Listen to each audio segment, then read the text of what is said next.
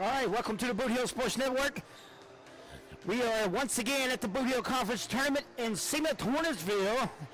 We are in the Lions Den. I got my broadcast partner and longtime wrestling partner and manager, Classy Chris in the house. Chris, how you doing, buddy? Can't we be broadcast buddies? Yes, that sounds a whole lot better. All right, broadcast buddies. I'm doing real good, Mark. Excited to see this David versus Goliath contest here. Portersville girls coming in hot. They ain't played much in the last week or two. Talked to Coach Kelly Fowler before the game. Said they had a couple of open gyms. Hadn't done a whole lot. So getting excited for that and seeing what Hayti can do against this Lady Bulldog Ball Club. Yeah, we got 1 versus 4. Of course, Portersville has always been known to win some conference games. Chris, I know you got some interesting stats, keys to the game, so we'll turn it back over to you to talk about that. Yeah, Portersville has won 26 straight Bootheel Conference games. If you think about that, put that in perspective, don't know how many times that's been done, but since 2022 is the last time they lost. Haty's going to have their hands full. Keys to the game for Hayti, for me, one is they're going to have to break the press, Mark. Portersville is going to come out in a full court press. They're going to probably do that most of the game. They're going to have to break that press. They're also going to have to keep Portersville off the offensive glass. Portersville, very notorious for having putbacks. They're going to have to keep them off the offensive glass. Haty's going to also have to make their free throws. That's going to be very, very important. And another key to winning, I think, for Hayti will be you got to get at least 1 or 2 of these stars in foul trouble early, Mark. Force Coach Kelly Fowler's hand and maybe bringing some players off the bench. For Portersville, keys to the game is I got 3. They're going to full court press. They got to force some turnovers. They've been doing that successfully all season long. They're also going to have to do some points off turnovers. That's something that goes right along with what they do, and they're going to have good defensive rebounding because you want to keep this Hayti Ball Club off, keep them from having second and third chance points because that'll be important in keeping this thing close. Like I said, David versus Goliath here. Number 1 seed Portersville at 16-3. They lost to St. Vincent, they lost to Donovan, and they lost to Kennett. 3 very, very, very good ball clubs. And so they're ready to go. Hayti girls coming in at 6-6. They looked real good Saturday, Mark. Hope that, and the Hayti Indian Nation's hoping that they're going to keep that rolling because they're going to have their work cut out for them today. But, hey, as they say, you got to play the game. And then we're here in the semifinals. Can't wait to get this thing going. We're about 1:18 from tip-off. And it's going to be Portersville Lady Bulldogs against the Hayti Lady Indians. Yeah, Chris, these 2 teams did not meet in the regular season. I don't know if you touched bases on that, but they were due to play last week during the snowstorm. So be interesting. Hayti dynamic duo of Kalia Jones and Aubrey Hall will have to get going early. And Ryan's underneath will have to get some serious rebounds. And like you said, the second chance points for Hayti are going to be a key to this game, and breaking that Porter's Bulldog press will be key to the game as well. Hey, while we get ready for a national anthem, we're going to step away, and we'll be back on the Bootheel Sports Network. Fans, when you attend a high school game, do you stand at attention during the national anthem? Do you cheer a good play by the opposing team? If your team loses, do you take it well in stride? If you have answered yes to any of those questions, you are showing positive examples of sportsmanship. Don't forget that when you attend high school events, young eyes are watching you for examples of acceptable behavior. By making a conscientious effort, you'll be helping our students grow into better citizens. This message has been brought to you by your friends at the Missouri State High School Activities Association and this local radio station.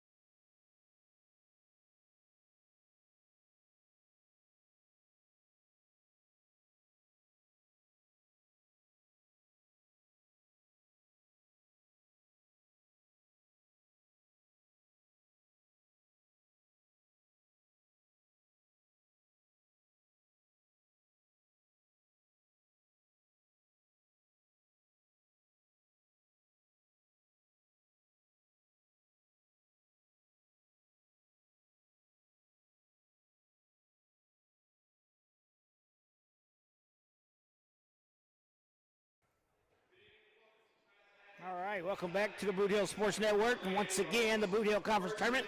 It is ladies' night here in the conference tournament as Portersville, who had the night off Saturday, gets the action here as we go over the starting lineups for the Indians. Aubrey Hall, Stewart, Derek Allen, Rhines, and Kershaw. So Jones will once again come off the bench nursing that injury. And Chris, she had 27 off the bench the other night for the Indians. So if she can provide that spark, I'll let you do the lineups for the Bulldogs. Yeah, we're going to go with the same 5, Mark. It's been all year long. We got number 10, Glow Farmer, senior guard forward. Number 11, Dee Dee Otterbridge, junior forward. Number 15, Maggie Priggle, senior forward center. Number 33, guard Taryn Irby. And number 0, guard Elise Hickenbottom. All right, should be an interesting game. 1 versus 4, the winner to the championship, to the ship. 6 o'clock on Thursday night is the goal for these two, both of these coaches and teams and fan bases, as they want to come back one more time, get this final going. Yeah, and like you said earlier, Portersville with 22 in a row, 26 in a row. As Taryn Irby will take the tip from Glow Farmers, Elise Hickenbottom will get things set up here for the Portersville Lady Bulldogs. Taryn Irby gets it inside to Dee Dee Otterbridge, who passes it to Glow Farmer, driving on Aubrey Hall, backs it back out. There's Taryn Irby for 3. No, it's short. She had her own rebound, and Hayti comes away with it. Good zone. Hayti looks like they're going to go in the zone to start off with. So that outside shooting of Portersville will be key, Chris. I know they can bury some threes, but be interesting here as Aubrey Hall has it at the logo Glow Farmer, trying to pick her pocket there. Tip the ball, and now Jerica Allen, as the Bulldogs are coming out in that man-to-man. Allen forces one up, does not go. Aubrey Hall with a rebound, high off the glass, no good. Rebound Bulldogs. Glow Farmer pulls it down, gets it ahead to Taryn Irby. Them two's been playing together for a long time. Elise Hickenbottom with the ball dribbling around the front of the top of the key. Otterbridge inside, good interior passing to Maggie Priggle. She misses a shot. Hayti with a rebound. I'll tell you, that's one you probably wish you had back if you was Priggle there. She don't miss too many of them as Hall drives to the basket and gets a foul. So good job. I know you said one of the keys to the game is getting those superstars of Portersville in foul trouble. That's a good job there by Hall as she picks up, draws a foul there. Yep. Hall misses the free throw. That's something that you're going to have to make, as we talked about earlier. You got to make your free throws. You're playing the number 1 team in the conference. You cannot afford to make mistakes. In and out for Hall, but a rebound by Rhines. Rhines looks for the turnaround jumper. Good defense by Irby. Missed it, but nice rebound by Aubrey Hall. The Bulldogs just let the basketball lay there, and Hall went and grabbed it. Hall looks to shake and bake. She lost Hickenbottom. No good. Rebound Dogs. I'm sorry, that was Farmer she lost. Taryn Irby with the basketball as Elise Hickenbottom with that defensive rebound. Glow Farmer with a floater up and in. First 2 points of the game for Glow Farmer. Yeah, that's going to give Crothersville a chance to set up that press, and there you go. Aubrey Hall with a walk. Good defense by Irby and Hickenbottom. Yep, they will double team press. They do pretty much all this, and it's not nothing new for them. They've been doing it for some years now. Taryn Irby at the top of the key, getting the, looks like Hayty's backing up into a little bit of a zone.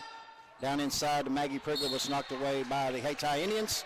That was number 23, Kershaw. 6:08 left to go in this first opening period. Irby gets it inside to Farmer, back out to Irby. 3-point shot, no good. Good rebound by Maggie Priggle as she had Kershaw boxed out. And she is fouled, and she will go to the line, and she will shoot 2. Maggie Priggle, the senior center for the Portersville Lady Bulldogs. She was a big part of that Final Four team last year, as most of these players are. First free throw up and good. Chris, that was a good, well-designed play off the inbound as they went right back to Irby. She was open for 3, just didn't hit it that time, but got a rebound. Well-designed play. Maggie Priggle, second free throw up and good. 4-0. There you go. See the trap. Hayti breaks it this time. Tanisha Rhines up. She's going to be called for the walk. And once again, that Bulldog pressure gets to the Indians, and a turnover here in the early going. Just underway. 5:58 remaining here in quarter number 1. Lise Hickenbottom brings across the timeline over to Irby at the right elbow. Back to Hickenbottom, over to Outerbridge inside. They do a good job of moving without the ball, Mark. There's another offensive rebound by Maggie Priggle. That's what she does best. Taryn Irby with the ball. Maggie Priggle with another rebound off the glass. No good. Haytai Taylor with the rebound. Olivia Taylor, the senior, pulls one down there. She does a good job on the boards for Haytai as well. Number 3, Satori Saxton, the sophomore, is checking in, and Maggie Priggle will get a breather. These seniors could be playing in their last Bootheel Conference tournament game here today, Chris. That's right, for either team, and they're both aware of it, I'm sure. Aubrey Hall with it. Jerica Allen. She can make the 3. There's Hall. Hall lost the basketball. Here come. Well, that's a smart foul, really. I mean, Yes. That was going to be a run out and an easy basket for the Dogs. So Jerica Allen with a reach in as Glow Farmer had wide open spaces, they say, and she don't miss many layups, so that saved 2 points, and that'll be the second team foul on the Haytai Lady Indians. as Jones checks in for the Indians, see if she can provide that spark that she did the other day, Chris. There's some other interior passing. The interior passing of this team is what's impressive to me, Mark, and we talked about it last year. Yes. As they just know where each other's going to be. They lead each other very, very well, and it makes the one receiving the ball have a easier shot. Yeah, a lot of chemistry on this team. A lot of chemistry, that's right. So looks like Glow Farmer is at the line. She's going to shoot her first one up and in. She now has 3. Of course, Farmer, a dual athlete in volleyball and basketball, and congratulations to her in Mineral Area, giving her a scholarship. She makes the 2 of 2, so 4 free throws made by the Portersville Lady Bulldogs. We'll see how that's going to turn about. Turnover by Haytai right away. Maggie Prickle's going to check in. Dee Outerbridge is going to check out. Having a hard time dealing with that press, Chris. Yep. Glow Farmer is averaging 17 points and 8 rebounds a game, Mark, through 19 games. And Taryn Irby, she's let a 3 fly a couple of times. She's shooting 33% from beyond the arc. Not too shabby. Not too shabby. Tori Saxton gets it up to Hickenbottom, over to Taryn Irby. Irby looking to go inside. She finds Glow Farmer, and there's going to be a push inside. I believe that might be on Kanasia Rhines. Chris, that's going to be team foul number 4. Haytai a little depleted from earlier in the year. Looks like they're only dressing out 7, maybe 8 down there. Saxton gets it inside to Glow Farmer. What a good play. And for 2 for the Lady Dogs. Jones trying to break the press, dribbles through everybody, lost the basketball though. Aubrey Hall dives on it. We're going to have a tie ball. Possession arrow belongs to Haytai. They inbound underneath their basket. They need a big basket here to stop this run. Portugal coming out on an 8-0 run so far. Indians with several turnovers. They're having a hard time with that press. Good defense there. Good hands there by Priggle. Knocks it out of bounds, preventing the easy basket for Rhines. Olivia Taylor looks to drive baseline, cut off. Gives it up to Hall. Hall out to Jones. Jones looks to drive. Nice step through off the glass and good by Kalia Jones. And that is the spark the Indians are going to need. They're going to need her and Hall to get going to win this thing. That's right. Elise Hickenbottom brings the ball up, gives it to Taryn Irby. Taryn Irby on the right side, guarded by Aubrey Hall. Gets it to the elbow to Glow Farmer. Kicks it back out to Hickenbottom. Hickenbottom drives in the lane, tries to find Maggie Priggle, but throws it out of bounds, and to be Haytai Indian basketball. Yeah, great idea. The pass just led her a little too much, and Priggle couldn't get her hands on that one. Indians break the press. Oh, Taylor wide open underneath, but Lyons could not get to her. She stepped out of bounds. Another Haytai Indian turnover, and they just keep mounting up. Yeah, Mark, the thing about Portersville is a lot of these teams that they have beaten this year will tell you, you got 5 girls out there on the floor, which means there's 10 hands, but I swear you'd think there's 20 hands out there, the way them girls are always getting handsy with that basketball. Taryn Irby with it. Gets it to Josie Caton. Josie Caton is a guard. She just checked in. Nice pass inside from Glow Farmer to Maggie Priggle. She misses another layup, but it's going to be a foul on the floor. It's going to be on 0 Aubrey Hall. Should be her first, and that's going to be 15 foul mark on the Hayti Lady Indians with 3:47 to go here in the first quarter. Yeah, that's a lot of time for to be shooting free throws. Of course, Got to make them. Lady Dogs are 4-4 on the night. We'll see what Hickenbottom does. Her first free throw's up and good. You did not give her the announcer jinx for once. No.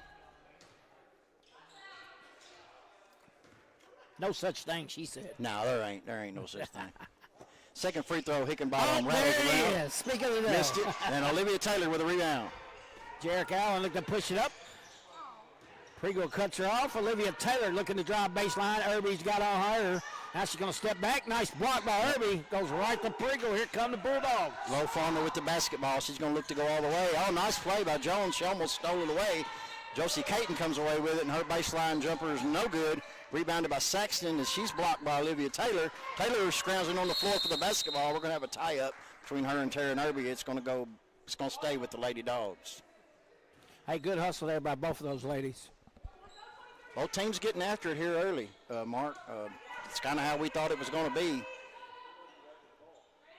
Yeah, he got a little scrappy out there. They like to get a little physical. Josie Caton will inbound. She better hurry up as she had a 4 count. Taryn Irby with it. Back to Caton.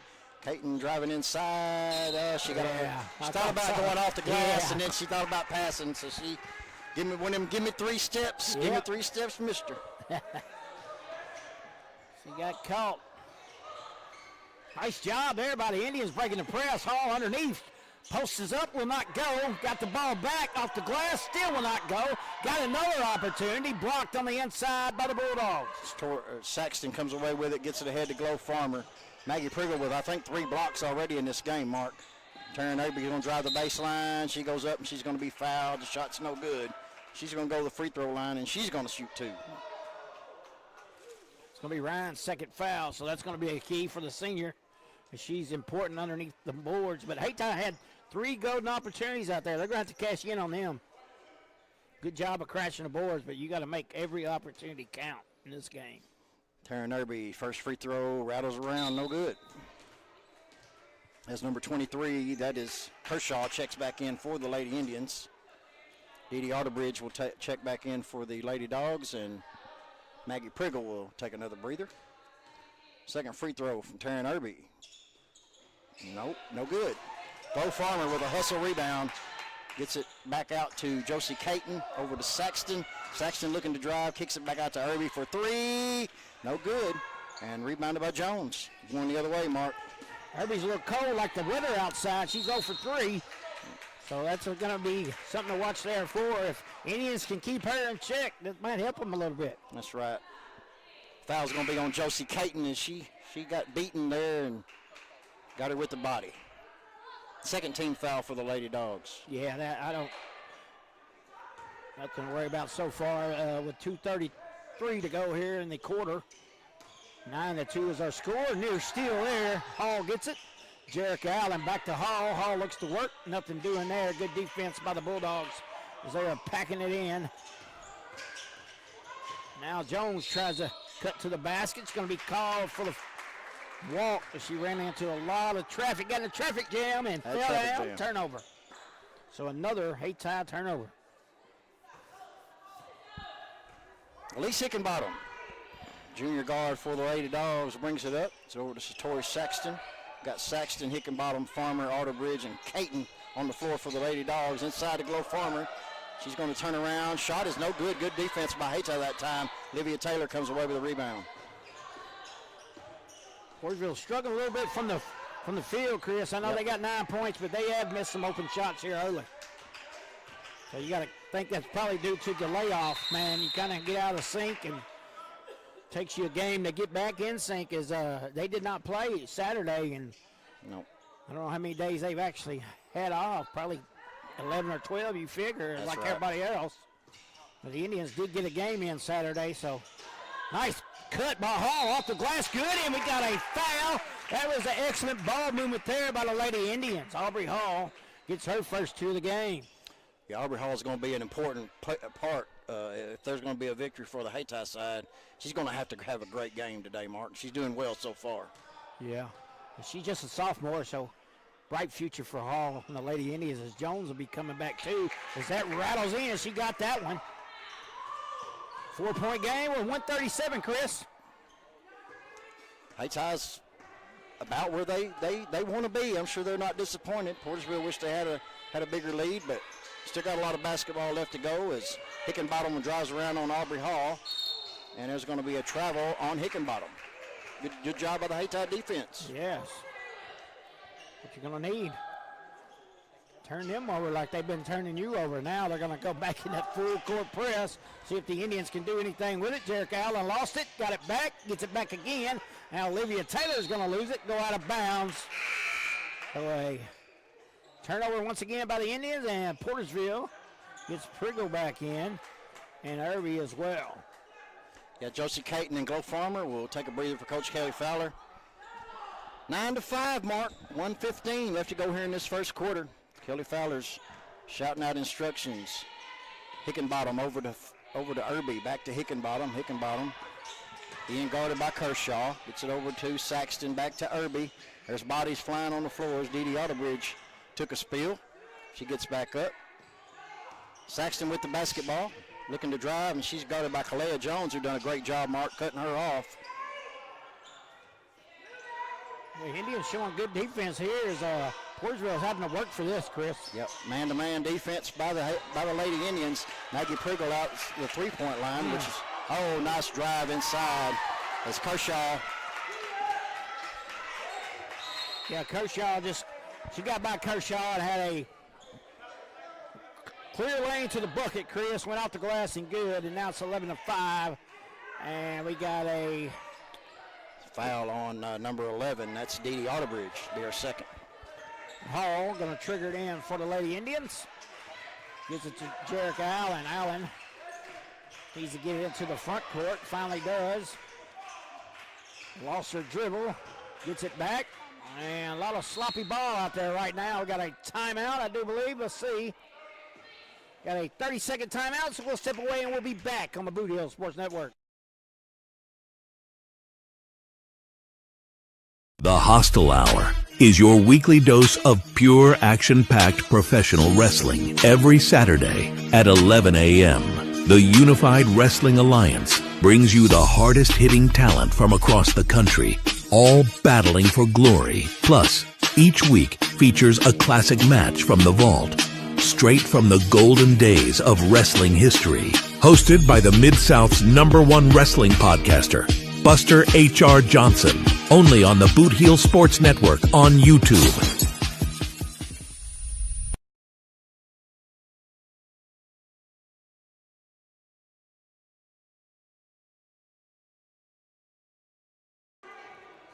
All right, welcome back to the Bootheel Conference Tournament between the 1 and 4 seed Haytie and Portersville. Hey, we appreciate everybody that's tuned in Saturday. Last night we had a great interaction with some fans on the Shooting Hoops in the Boot podcast, Chris. Yeah, every Sunday night at 6 o'clock. If nothing else, you will be entertained. That's right. Make sure you join us, man, Yes. as we have some great discussions. There's a run out by Hickenbottom as she goes up for the layup, and she's missed it, but she is fouled. Good job by Jones helping her up. Jericho Allen is going to be charged with that foul, be her second team foul. They're over the limit here in the first quarter. They actually got over the limit with 3-something to go. So First free throw up and no good.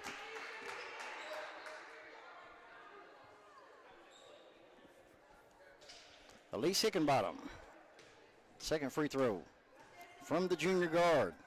two different shoes, Chris. You see a lot of that nowadays. Second free throw's up and good. 12-5, 7 seconds. All these athletes got a strong shoe game. Stewart with it. She lost it, and the Indians just having all kinds of problems handling the basketball against that press of the Bulldogs. We'll take a 1-minute timeout and be back on the Bootheel Sports Network.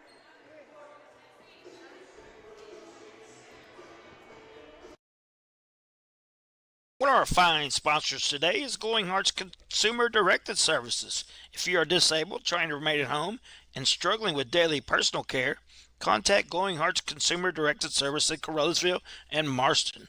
Consumer Directed means you can designate a friend or family member who is paid to assist in your personal care, shopping, and housekeeping chores so you can continue to living independently in your own home. Find out more by calling Glowing Hearts Consumer Directed Service, LLC, in Carruthersville at 922-5056 or in Marston at 643-2537. Life can be a little hectic when you're always in motion. Don't you wish you had a bank that could keep up? First State Community Bank's digital banking is the perfect companion for your fast-paced everyday life. Whether you're looking to review your full financial picture or just wanted a quick glance at your balance, First State Community Bank keeps you connected to your finances, all while juggling your daily activities. Download the app today and bank in motion with First State Community Bank's digital banking. And welcome back to the Bootheel Sports Network as we're starting the second quarter here. The Lady Dogs has the basketball. We got Irby and Glow Farmer on the floor. Glow Farmer led all scores in that first quarter with 6.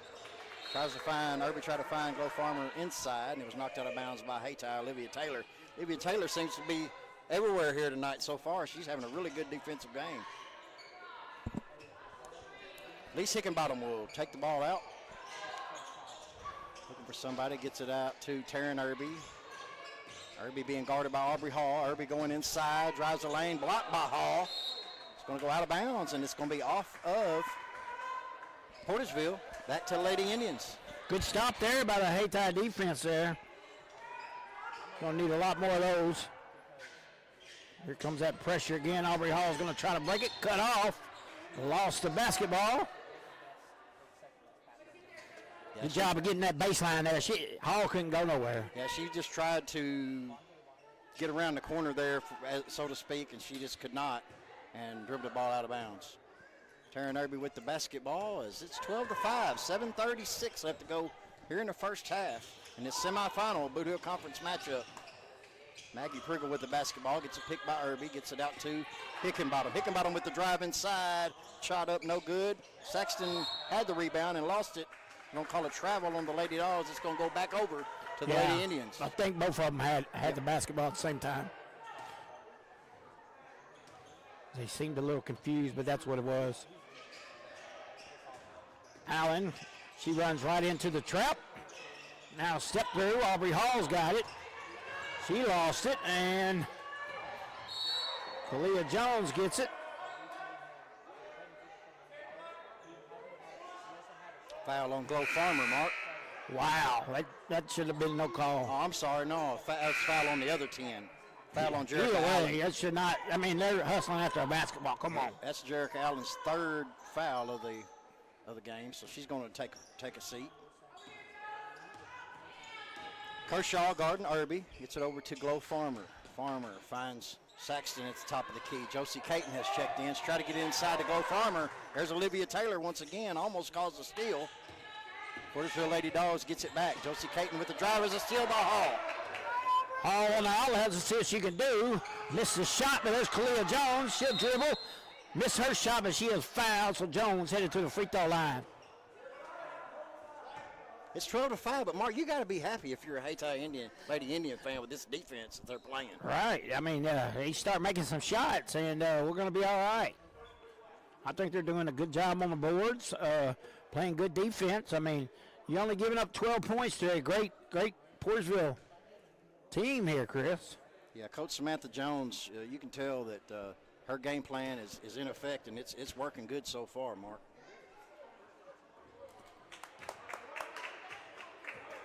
Wow, they sent Aubrey Hall to the line. I guess they called the foul on the initial shot. I thought it was on the rebound, so Hall gets the free throw to go down. Got them both big-time shots there by the sophomore Aubrey Hall. 12-7, Chris. Here we go. Hall missed her first 2, Mark. She's made her last 3. That's going to be important going down the stretch. She knew I was going to talk about her. She kept missing them. Taryn Irby is fouled by number 2, Stewart, for the Indians. Be her first foul, team foul number 2 for Hayti. We need to give her grandma a shout out. Kim Gilmore listening in back home in Hayti. We appreciate you watching on the Bootheel Sports Network. Absolutely. Caton gets it out to Saxton. Saxton looking to drive, but she's cut off by Kalea Jones. Good defense by Jones. Glow Farmer, the senior against the sophomore. She gets it inside to Josie Caton. Aubrey Hall. Inside, there's Taryn Irby up and in. Taryn Irby with her first 2 points of the night. Here comes Jones right back down the court. She's got a fast break. Oh, lost the basketball. Rebound, Irby of the Bulldogs, and now here they come. Taryn Irby gets it ahead to Glow Farmer, up to Saxton. Saxton steps through, but she's going to be called for the travel mark. Yeah, she got a little bump, and I tell you what, that pace was about to pick up before that, and you can see the Bulldogs wanted that type of pace, trying to pick this game up in a low-scoring affair here with 6:06 to go. Dee Dee Otterbridge and Tori Saxton check back in for the Lady Dogs. Here comes that press and that trap, Chris. Hayti gets out of it. Kalea Jones is a good ball handler. Oh, yeah. The best on the Indians team, but bad pass there, goes right to the Bulldogs. Hickenbottom up, no good. Rebounded by Farmer, up and in. Good job of Farmer on the boards there, picking her teammate up. Aubrey Hall breaks the press this time, and stolen away by Hickenbottom. Hickenbottom with the basketball. She's going to drive inside. Shots up, no good, but she's fouled by Jones. That'll be Jones's first. Team foul number 4. On the Lady Indians. Bulldogs starting to pick the tempo up, Chris. Elise Hickenbottom. First free throw from the junior, up and in. Hey, don't forget, next on the Bootheel Sports Network, don't go anywhere after this one. We got Holcomb and Malden, the underdog. Holcomb Hornets pulled the upset, Chris, the other day. I'm excited for this game, Mark. That's going to be a fun one to watch. Yes, sure. it is. We'll have Charlie Duckworth, Trevion Carter on the call for that one. Hickenbottom knocked the second free throw in. It's 18-7. Jones, nice job breaking the press, and once again lost the basketball. That is 2 times in a row. Down the court, she gets by the press, but then gets a little anxious when she sees that wide open basket and loses it. The possession before that, she had Stewart pretty much wide open down low, chose to pass in a different lane, and that was a turnover. That one there, she just lost the ball out of bounds. Taryn Irby with the basketball. She gets a good pick from Hickenbottom. Shot up, no good, but it's going to be a foul on Jones. It'll be her second here in about the last 10 seconds mark. And one thing for our listeners out there to keep in mind, our viewers, that this is also a potential district matchup is Portersville comes back down to Class 2 this year, Chris. That's right. And I don't, you don't necessarily want to say it's going to be any easier from Class 3 because that can change from year to year. That's right. Yeah. I hear a lot of people saying, well, you got an easier road. Not necessarily. Second free throw up by Irby is good. Time will tell us, right? That's right. Time always tells. That's right. Can't get away from old Father Time. As Aubrey Hall breaks it. Shot out the glass, will not go. Nice rebound by Ryans, who just got back in the game, and a little foul trouble. Good hustle by Hall. Her first 3 on the way. Oh, in and out. Indians needed that one, but it wouldn't go down. Taryn Irby with the rebound, gets it ahead to Caton. Caton over to Saxton. Satori Saxton for 3, no good. There's Hickenbottom with the rebound. Spin move up and in. Elise Hickenbottom now has 5. Nice job by Hickenbottom. Good move. And once again, Hall breaks the press. The Indians getting a little sloppy once they get to the basket and lost it there. Yeah, you can definitely know that's going to be a talking point at halftime for the Lady Indians. There's a 3-point shot, no good. Picked up by Josie Caton, up and in. Now the Bulldogs are starting to show why they won so many conference games in a row, Chris. There's a turnover. Caton gets it into Hickenbottom, and there's 2 more. Coach for the Lady Jones Dogs. might want to get a timeout. There it is, right on cue, and I don't blame her one bit. As the Bulldogs have opened this thing up, it is now 26-7. We'll be back on the Bootheel Sports Network. Please elect Ryan Dykes for Pemiscot County Prosecuting Attorney. On August the 4th, 2026, proven family man that loves our vets, the IAAI Prosecutor of the Year in 2025, Ryan Dykes, is tough, tested, and fair. Paid for by the committee to elect Ryan Dykes. Jess Cagle, Treasure. Once again, that's August the 4th, 2026. All right. Remember, we're a team that plays together. Listen, the winning will take care of itself. We just have to get everyone involved.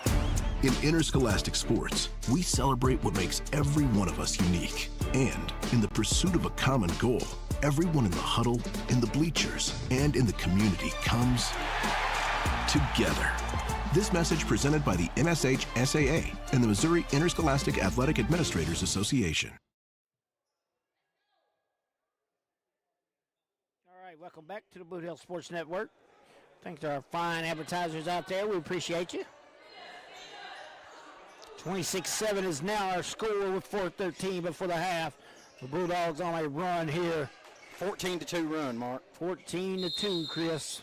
Put a little distance in the scoreboard there, and the Indians see if they can try to crawl back in it, but once again, a steal by the Bulldogs. And there's an easy basket for Elise Hickenbottom. She now has 9. Right out of the timeout, as Coach Jones was really hammering her team down there. And unfortunate incident there is Aubrey Hall did the old slip and slide on the court. Taryn Irby with the basketball. Gets it to Glow Farmer, looking down low for Maggie Priggle. She backs it back out. There's Tori Saxton thought about the three. She ends up driving. Good play by Satori Saxton, the sophomore guard for the Lady Dogs. Yeah, this second quarter is all Portersville, Chris. They are definitely showing why they're the number one seed in this tournament. Another turnover, Mark. Glow Farmer with the run out. She's going to go easy off the glass, up and in. Glow Farmer now has 10. There's another steal, Mark. Taryn Irby with the basketball, gets it over to Hickenbottom. It's on the floor, and there's a steal by Aubrey Hall. Good job by Hall. Olivia Taylor in the backcourt. Gives it up to Hall. Hall's going to bring it into the front court. Man, slips and falls again. Let's hope she's okay. That did not look good. She is back up, running down the court, so that's good. Portersville missed a couple easy shots there, but goes out of bounds off of Hayti, I think. So yeah, they're checking. I believe it did go off of Hayti. Yeah, we hope Aubrey Hall's okay. Looks like she took a nasty spill over there. Ball's inside to Glow Farmer. Glow Farmer gets it to Maggie Priggle. Good defense by Hayties there. It's a little rough in there, ain't it? It is. There's some pads on them girls. Wow. There's Elise Hickenbottom up and in, and she's going to go to the free throw line to complete the three-point play. I'm sorry, that's the Tori Saxton. Good job of taking advantage of that injury. She attacked the basket. Sorry, that was Hickenbottom. I'll get it right here in a minute. It's hard to see those numbers with those long hair in it. That's right. You don't see the front number, you're in trouble because you definitely ain't going to see the back. Olivia Taylor, Stewart with it, shot up, and no good. The Indians have not scored in this quarter. Is that right, Chris? Got 2 points. Aubrey Hall, 2 free throws. Yep. There's a turnover, Mark. Lady Indians try to get it to Taylor. There's Irby. Johnny on the spot. She's going to go up. She's going to be fouled. Oh, they're going to call a travel on Irby. Wow. Going to be a turnover. Indians catch a break there. It's always good to have a good friend that wears a zebra shirt, Chris. Yes. Especially when you got this score 34-7. Ryan's with it. Double team. She'll step through. Now she'll force one up. High out the glass. No good. Priggle of the Bulldogs. A rebound. Here come the Dogs. Taryn Irby gets it ahead to Hickenbottom. It's tipped away by Olivia Taylor. Olivia Taylor's having a great defensive game. Hall with it. Step over. Cross. No good. Rebound Ryan. She is fouled. And it goes in for Ryan.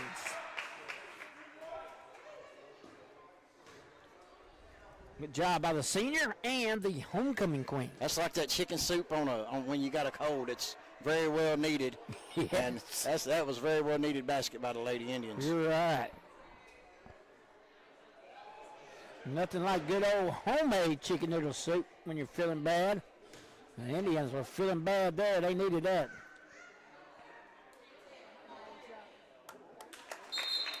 I thought they didn't count on the basket. 2 free throws. I thought it was an and one. Yeah, I don't get that either. That basket went in.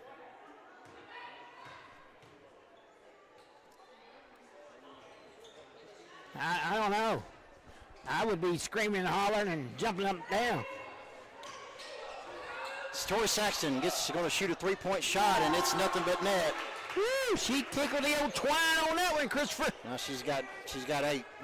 Olivia Taylor with it, and she is double teamed. A near steal, knocked out of bounds by Taylor. So another turnover by the Indians, and man, that is probably, Chris, I know we're not keeping up with turnovers, but man, I would almost bet that's probably 15 at least. Probably so, Mark, as that was a good job by Josie Caton. And now we're going to talk about that after that.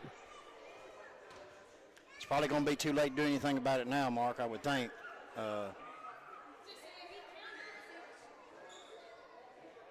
Officials are at the scores table and talking about what's going on. We'll get it figured out here in a minute, Mark. Yeah, they should have counted the basket a while ago and gave her 1 free throw, and they gave her 2 free throws and did count the basket. Now they're going to count the basket. So old replay here at the high school level. It's the right thing to do. And Coach Fowler knows it too. She agrees with it. Of course, when you're up 37-10, don't mean really much right now. But it could. Never know. As Stewart falls down. And another turnover. And the Indians look like they got ice skates on, Chris, like they're outside. They're having some trouble. You gotta contribute to the press, Mark. This Portersville Lady Bulldog press is something to see, and it's tough. Taryn Irby with the basketball. She gets a good pick by Dee Dee Autobridge. Taryn Irby easy up and in. Use the old left-handed on that. Man, nice job by the Bulldogs there. Nice pick to get her free. And the Indians having trouble. Once again, Olivia Taylor with it in the backcourt. Gives it up to Hall. Hall sees Stewart, but a little late. But no, got it to her somehow. And now the Bulldogs with it. They're going to throw it away, so a turnover. Be Indian basketball as it heads to the Hayti Indian bench down there. Right to Coach Jones. Dee Dee Autobridge tried to find Tori Saxton on the run out and just threw it just past her reach. Led her just a little bit too much. Kind of like Jeff Cecil used to do me in the high school passing routes. Led me way too much. I couldn't catch up when I was so slow. There's another turnover by the Lady Indians, and Glow Farmer ends up with it, and she's going to be fouled by Aubrey Hall. And that'll be Aubrey's second team foul there in the bonus. So we're going to have 2 free throws. For the Boot Hill Sports Network candidate for Female Athlete of the Year, Glow Farmer. Absolutely. First free throw by Miss Farmer up and in. Talking about using the left hand earlier, Mark. Glow Farmer and Taryn Irby both. They'll lay up right and left. It doesn't really matter. That's a skill that you can tell they've been working on. And you try to force somebody one way or the other. It really doesn't work for either one of them two young ladies. Second free throw by Glow Farmer up and in. Chris, you talk about that Boot Hill Sports Network Female Player of the Year. Last year it went to Janiah Smith from Portersville, so they could go back-to-back this year. We'll see. Could. There's a turnover again by the Hayti Lady Indians. That's pretty big shoes to fill, but she's done a nice job, man. Yep. And this team, that's all they lost, Mark. They only had one senior, Janiah Smith. She's a big loss, but this team is coming out on fire here in this season. There's going to be a turnover as a walk by Elise Hickenbottom, and they'll turn it back over to the Lady Indians. Yeah, we're going to have probably a running clock second half, Chris, so it's going to be an early exit for the Indians if they don't turn things around. That's how you do it. Aubrey Hall. Good shot by Hall. Stroked it down. And it ain't for lack of trying, because these Lady Indians have been impressing me, getting, just doing everything they can, playing scrappy. There's another tip out of bounds that's going to stay with the Lady Dogs. But I'm really impressed with this defense. I mean, Portersville's tough, and they have done about all they can do, Mark, on the defensive end. They just can't get nothing going offensively. The turnovers is what's hurting them most. Yeah. Hickenbottom will trigger it in. Oh, nice find inside the Glow Farmer. Easy layup for another 2 for Farmer. She now has 14. There's almost a steal by Glow Farmer again. It'll go back to the Hayti. It'll stay with Hayti. Yeah, good hustle by Farmer there. Indians having trouble getting the ball in. Aubrey Hall finally gets it. Tries to get through the double team. Lost the basketball, but Ryans picks it up. Aubrey Hall once again. Now she's going to drive baseline. Floats one up. No good. Rebound. Bulldogs. We got 3 seconds. One. Maybe it's good if it goes. It's going to count. It's going to count. Elise Hickenbottom with a 3 at the buzzer. Will officially come over to the table. And I believe she's going to have 14 as well. She does. They count it. 46-13 mark going into the half. Yeah, outstanding second quarter by the Bulldogs. They stretched the lead. And we're going to go to halftime. We'll be back in about 10 minutes on the Bootheel Sports Network, your local source for high school sports in the boot.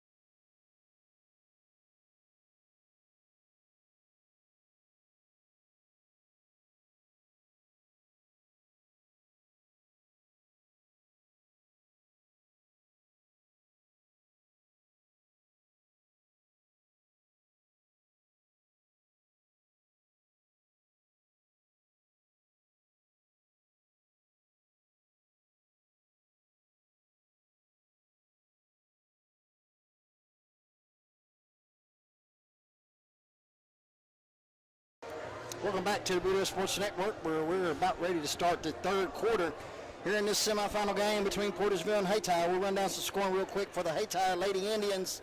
They have 13 points on the board. 8 of those belong to Miss Aubrey Hall.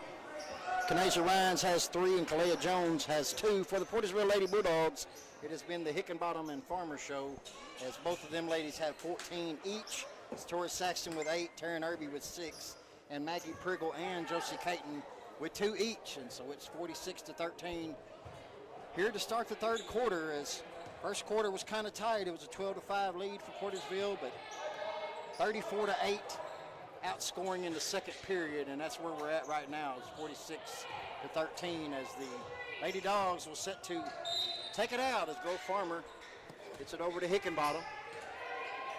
Over to Taryn Irby. Irby's guarded by Aubrey Hall. Taryn Irby dribbles around to the top of the key. Back to Hickenbottom. Hickenbottom with the drive inside, up, and shot's no good, but there's going to be a foul, and at least Hickenbottom will go to the line to shoot 2.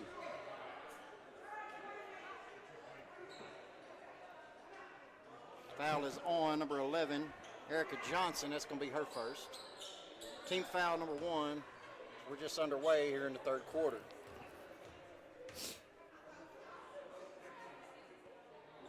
First free throw up and no good.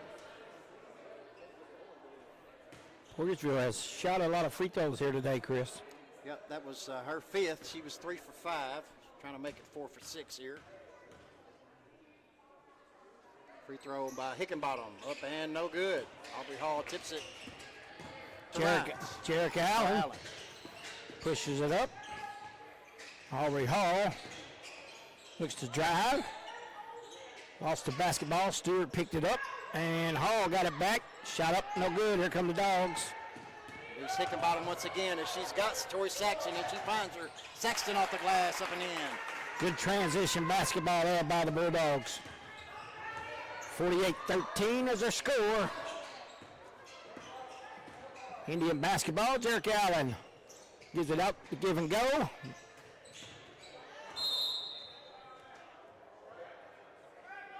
Coach Jones wanted to whistle down there, didn't get it, goes out of bounds off of the Bulldogs. One thing the Lady Dogs do well, Mark, is they stand straight up. They don't do a lot of bending like you see fouls called on.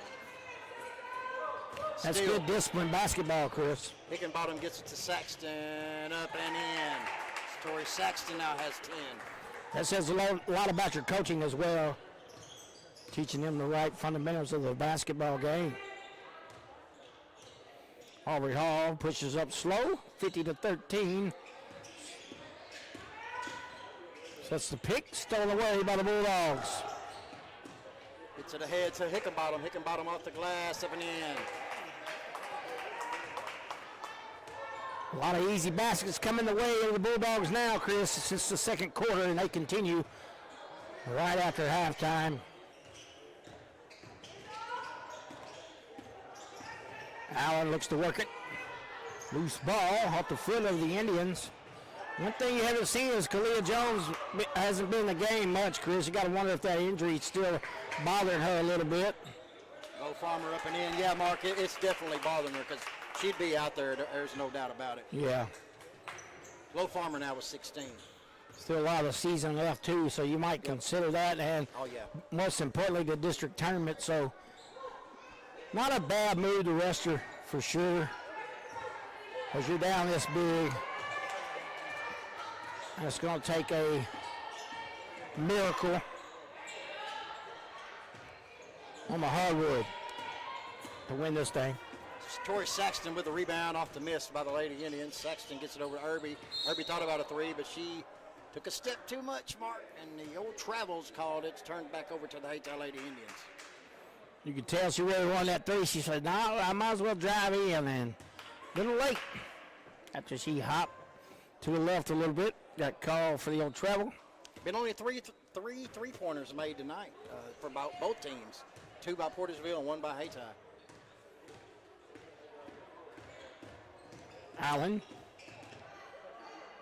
picked the dribble up. Now she's in trouble. Got the Hall. Hall runs into traffic. Stolen away by the Bulldogs. Number 3, Satori Saxton with the steal. She's going to go coast to coast. Off the glass, no good. There's Glow Farmer. with the rebound up and in. Yeah, good job of crashing the boards by the Bulldogs there, but good defense by Stewart. Made her miss a shot, but good rebounding by the Bulldogs.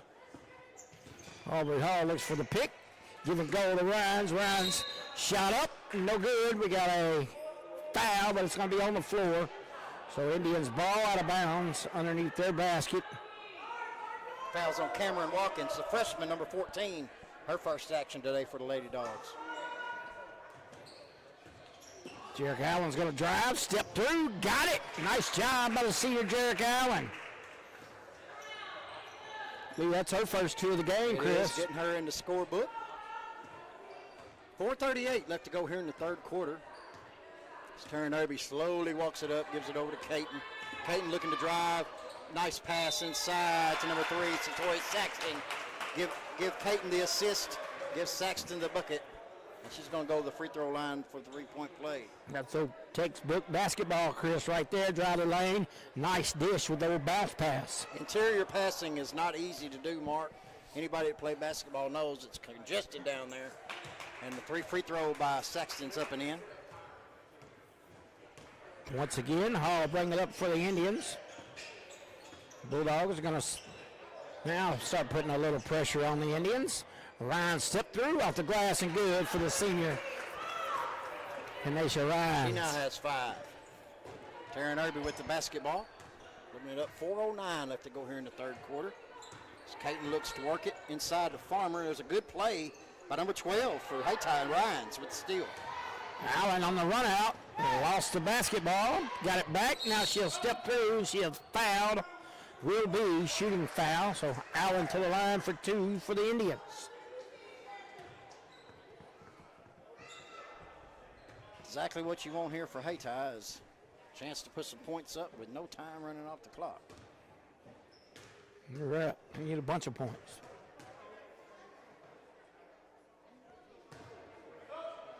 Allen misses the first one. Maggie Priggle and Elise Hickenbottom will check in for Saxton and Farmer. Hey, don't forget, next up, Holcomb and Malden. Green Wave just entered the building a little bit a while ago. I'm excited for that one, Mark. That's going to be a fun game.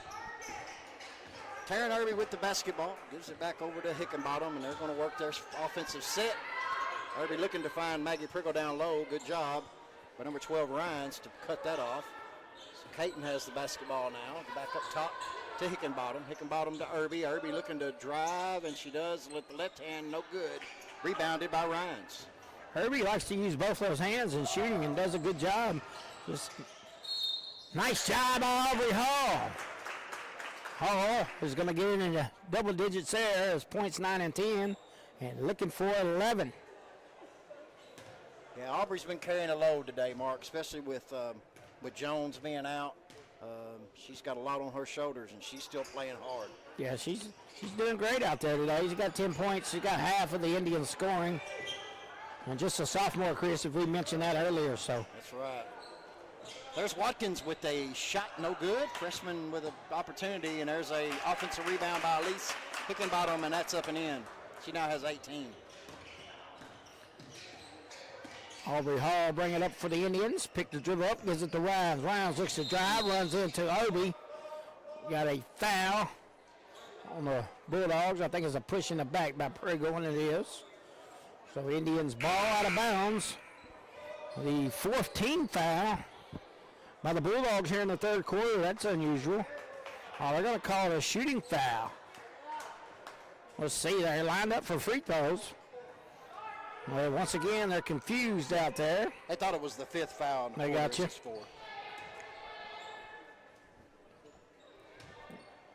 We've got some new faces. We've got number 12 checking in for Portisville. That's Shira Kershaw. Still by Caton. Caton gets it up ahead to Elise Hickenbottom. Elise Hickenbottom up and in, and she now has a 20-piece, Mark. Great night for her. Yep. And you got to figure it won't be long. Coach Kelly Fowler will have a couple more of her starters sitting. We'll have to call the dogs off, Chris. She will. Stewart with it, missed a shot, rebound Bulldogs. Yeah, here comes Tori Sexton gets it ahead to Hickenbottom. Hickenbottom on fire tonight, Mark. Elise Hickenbottom, the junior, 22 points. She leads all scores, I do believe. Yep. A great night for her. And the Bulldogs look to be well on their way to playing for another Bootheel Conference Tournament Championship as Aubrey Hall with a 3 for the Indians. Got one bright spot out there, and that's Aubrey Hall right now for Hayti. Hickenbottom gets it over to Saxton. Saxton looking to drive inside, off the glass and good. Tori Saxton.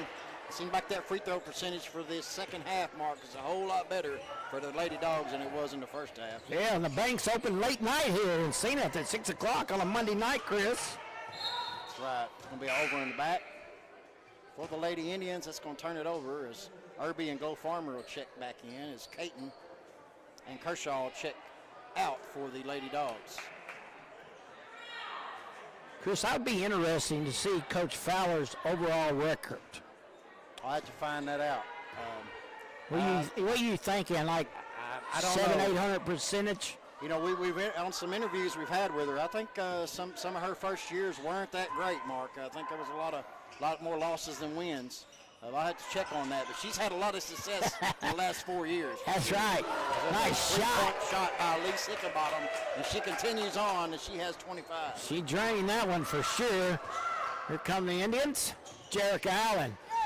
Nice hands there. It's Tori Saxton, but she lost it. Well, there's Glow Farmer there to pick it up. Try to get it inside to Hickenbottom, but there's a good play by Aubrey Hall to knock it out of bounds. Yeah, because it was wide open. Actually, it bounced off of Hall. Yeah, and went off of Farmer. Off of Farmer.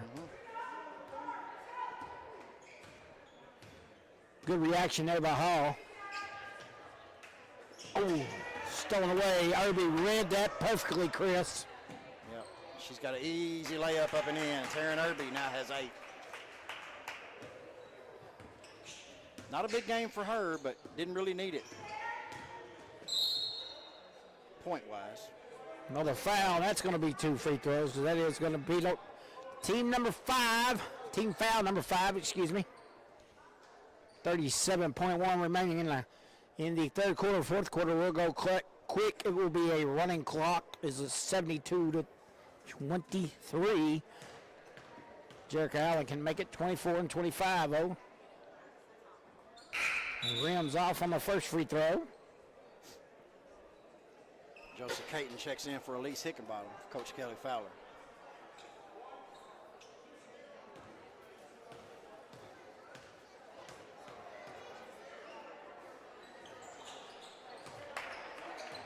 Nice shot there by Jerica Allen. Chris, this is our first opportunity to have the Bulldogs on the network this year. Last year we covered them a lot.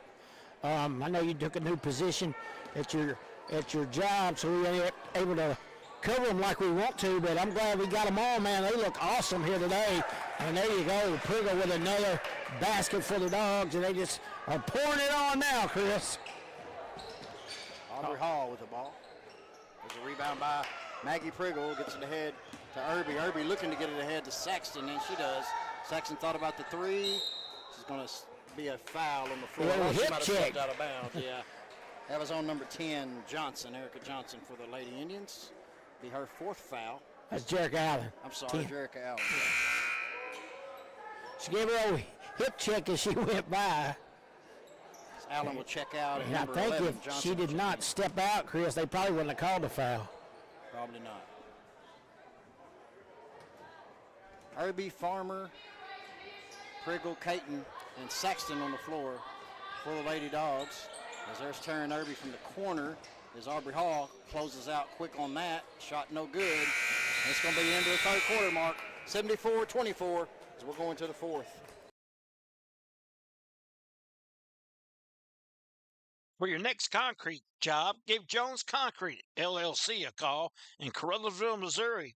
Locally owned and operated by Brad Jones. They specialize in patios, sidewalks, and driveways. But that's not all, folks. They have gravel and dirt delivery available. So if you don't want that back to hurt, give Jones Concrete a call at 573-724-2005. Jones. Hey, are you doing the jailhouse rock? For your next Hey, are you doing the jailhouse rock and would much rather be having a house party? You could call Moss Bell Bonds at 573-359-4935 or 573-333-2916. They're available 24 hours a day. Also having a payment plan and credit cards accepted. You can make bail 1 minute from jail. Freedom loss, call Moss.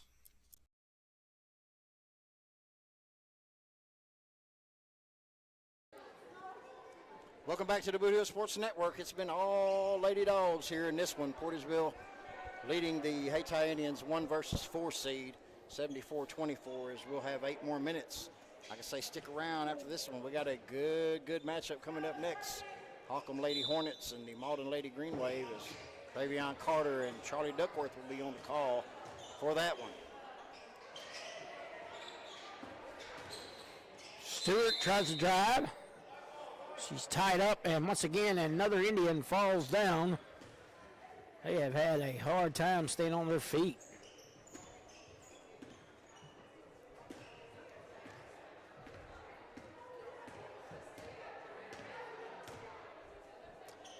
Taryn Irby with the basketball, gets it inside.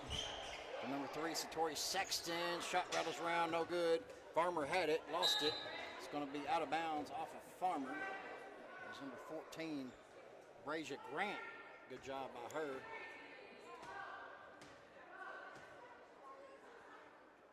Knocking that ball away. Hickenbottom into Irby. Irby, top of the key to Josie Caton. Caton tries to get around Allen and does not. Gets it over to Farmer. Farmer gets it inside to Irby. Irby off the glass and in. She now has 10. Nice cut to the basket without the ball, Chris, and they found her, so good job there by the Bulldogs. Now, if you would have told me after in the 1 that we'd have a 50-point game, I would have told you you're crazy, but here we are as the Bulldogs are flexing their muscles, Chris. Yep, there's going to be almost another turnover. There's going to be a jump ball. Let's see who the possession goes to. Be with Hayti, stay with the Lady Indians.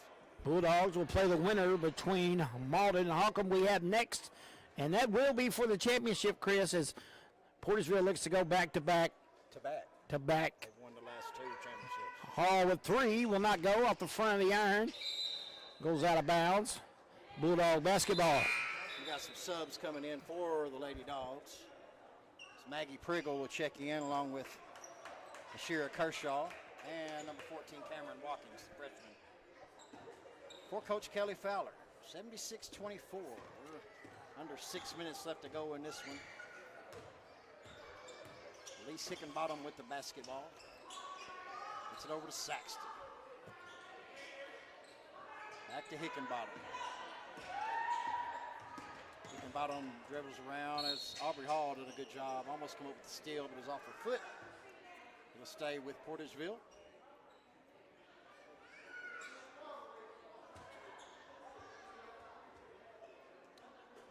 Hickenbottom gets it into Saxton. Saxton finds Maggie Priggle down low. She missed a shot. There's a offensive rebound by Watkins, and it's going to be stolen away by Hayti. Nice takeaway there by Jerica Allen, but once again, Chris, you've seen Olivia Taylor with the block down there, and she has had a great defensive night for the Indians. Yes, she has. One of the positive takeaways from this game is Olivia Taylor's defense and Aubrey Hall's offense, that's for sure. Yeah, I agree with that.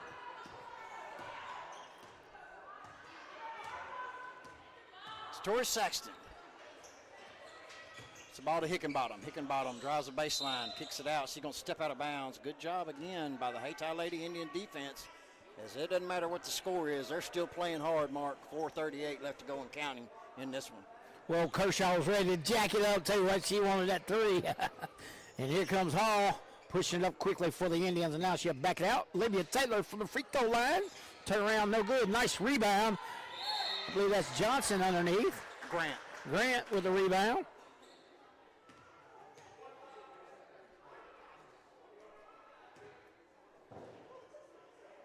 Foul on Maggie Priggle, be her 3rd. Grant looking for her first points of the night.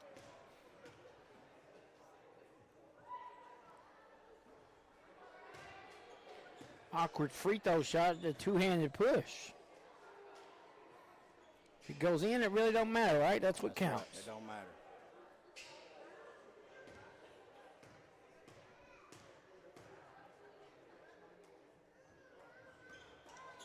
hard off the glass.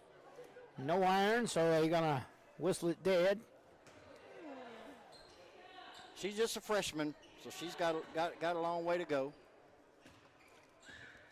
Getting some valuable playing time against a great team. Oh, that's one way to help you mature real quick. And there's Jones back in for Hayti. Saxton looking to drive on Jones, and she turns it over, picked up by Grant. And here come the Lady Indians. Turnover once again. Number 12, Kershaw for the Lady Indians, going to drive. She loses the handle, gets it back out to Hickenbottom. Hickenbottom thought about a three. She's going to drive inside the lane, shut up no good, but we're going to have a foul on Hayti. Nice smile by Kershaw. Even though she lost that basketball, she turned around and just was smiling and knew she needed to hurry up and get it back. Looks like Coach Kelly Fowler is about to empty her bench. We've got under 3 minutes left to go here in this one. First free throw up and good. 26 now for Elise Hickenbottom. Wow, what a day for her. We wouldn't go ahead and give her the player of the game for sure. That's right. What a game she's had. She's come a long way since last year. Like I say, hadn't seen them play much this year. She was a role player last year, but man, she stepped up big this year. Second free throw by Hickenbottom off the glass, no good. Rebounded by Glow Farmer, and there she is, making her presence known. She now has 20. And we got a new set of players. As we got a couple of new players. We got Krigler coming in and Pikey for the Lady Dogs.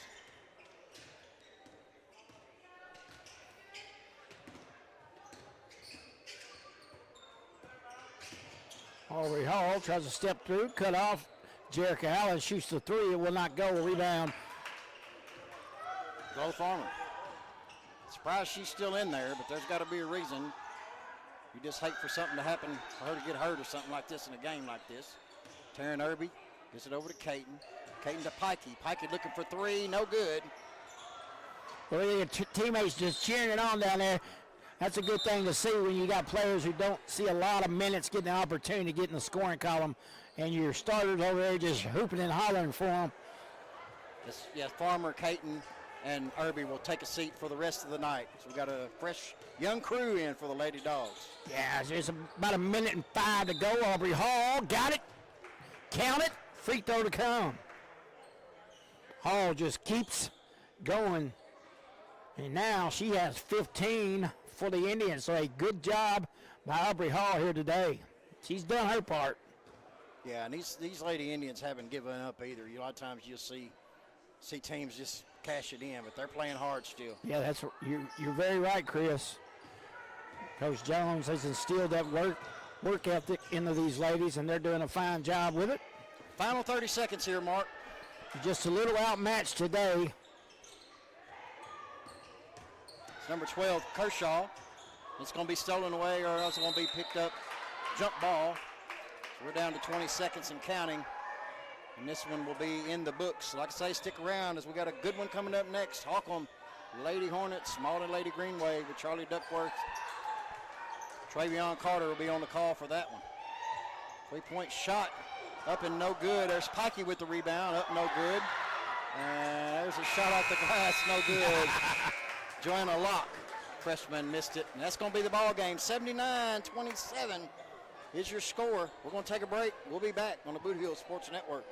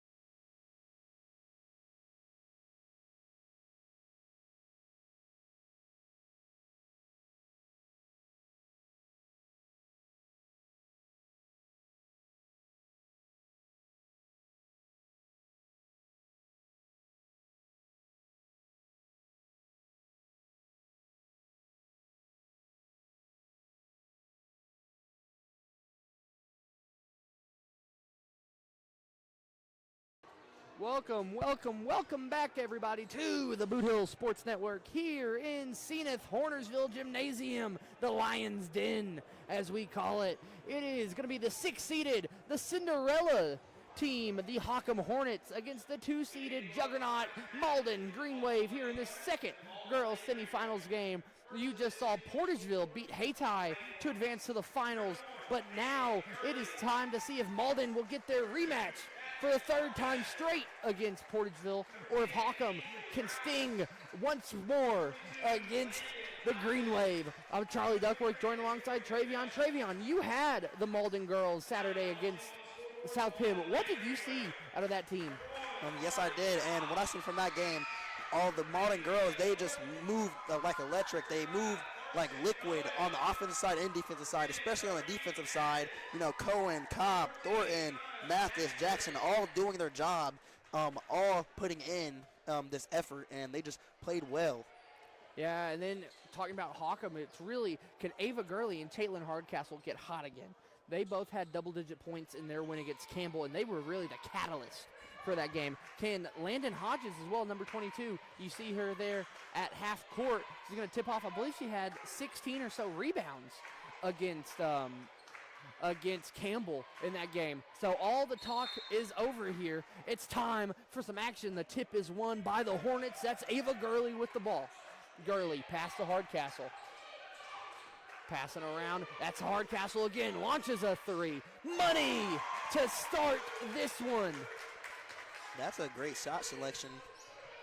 Just, wide open right there. Found the right one for the shot. Now that's going to be Malden with the ball.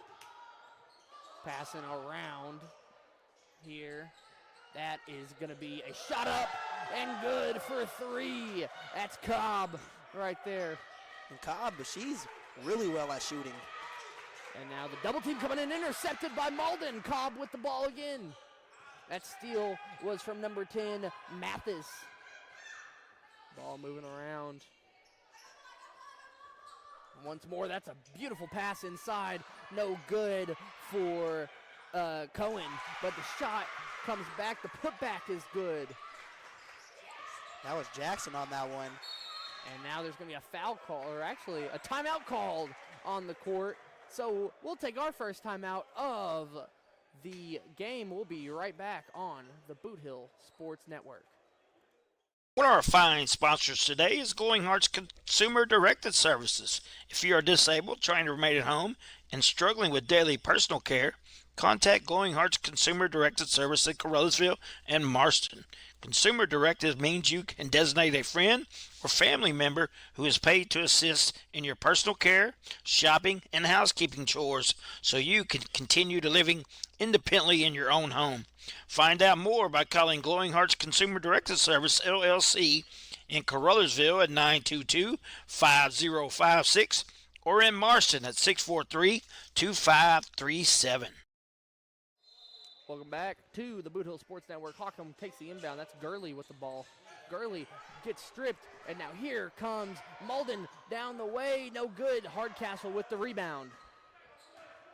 Hardcastle going to slow it down. She has the 3 points for Hockham early in this one. Gurley going to take a mid-range shot. No good. Rebounded by no one. It will stay with the Hornets. Now you see, Coach Hickson down there for Hockham. You see him in that bottom left corner. He's getting in tune already for his Hornets. So that's going to be a shot for Hardcastle. No good. Rebounded by Nelson. Pass all the way back to Hardcastle. Now that's going to be inside the Hodges. Incomplete pass. Here comes Cobb and the Green Wave up for two and good. 7-3 our score now. Now here comes Roos with the ball. She gets it deflected, but Hodges has it back. Hodges passing. That ball is going to go the Hornets' way. And, this is going to be a tough task here. 6:07 on the clock. It's going to be a tough task for either team after this. You got Portageville, a juggernaut, waiting for you in the way. And Gurley has the ball. Gurley passing around. That's going to be Nelson passing back to Hardcastle. Hardcastle to Gurley. In to Hodges. That ball gets tipped away, and Malden has it. In comes the Green Wave, rolling around. Cobb with the shot, and good.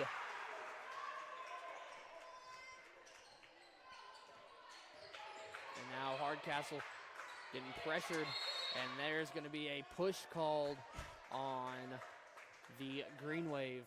I mean, Travion, what have you seen so far out of both teams? Starting off for the Green Wave starting off strong defensively with this early on steal was just great on defense. As right there, they got a little bit too touchy there and draw a foul. But also on Holcomb's side, I see they're playing well, passing well as well, and Hardcastle seems to be well. She might not have any on the board now, but she is being good, passing around, pretty much all that. And now the Hornets back with the ball. Gurley's going to launch a three and good. And that's the passing we were just talking about from Hawcom. They have been able to move the ball around very well. They just have not been able to maximize these opportunities that they've had. As that ball gets tipped around by the Green Wave, that's going to be some protests from the Hawcom fans. They thought that was a walk right there. Malden going to move the ball around some more. Cobb with it now. Cobb going to go up for two, no good, and rebounded by the Green Wave pass right into Hardcastle. Now here comes Gurley. Gurley getting really a 1-on-3 right there and stepped out of bounds. That's going to be out of bounds on Jackson. And right there, the Green Wave and the passing and all that, you don't really see that much often from them. Yeah, and I mean, it's just a little mistake. It is, but I mean, it's just stuff you can't really control right there. You got back into a corner. Gurley going to launch a three, no good. And now here comes the Green Wave down the other side. Going to go up for two, no foul.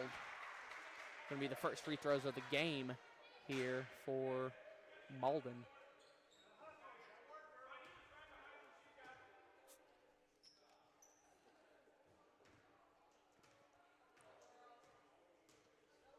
First free throw up.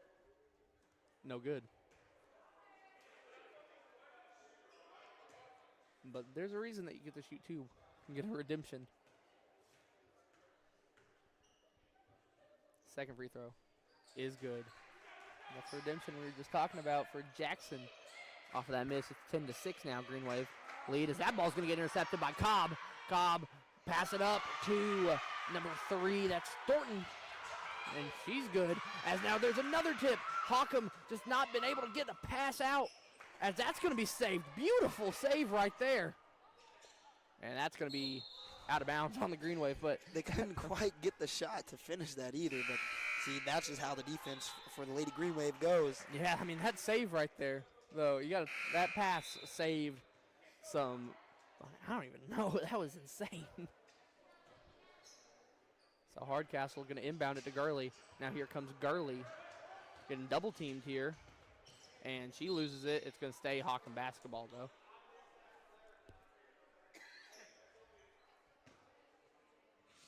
.404 left in the quarter. Inbound into Gurley. Gurley going to pass around. Hardcastle for 3. All air that time. And going to be out of bounds on Hodges on that one. Tried to deflect it and keep it in, but they said it was not good.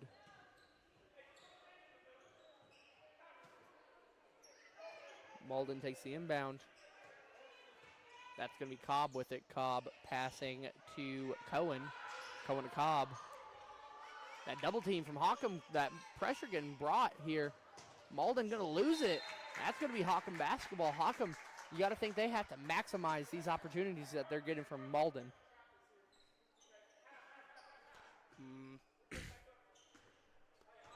So now here comes Gurley down the other way. Getting double teamed. Has to pass. Can't get that 10 seconds. And they're going to call foul on the Green Wave right there. The Green Wave coming off aggressive.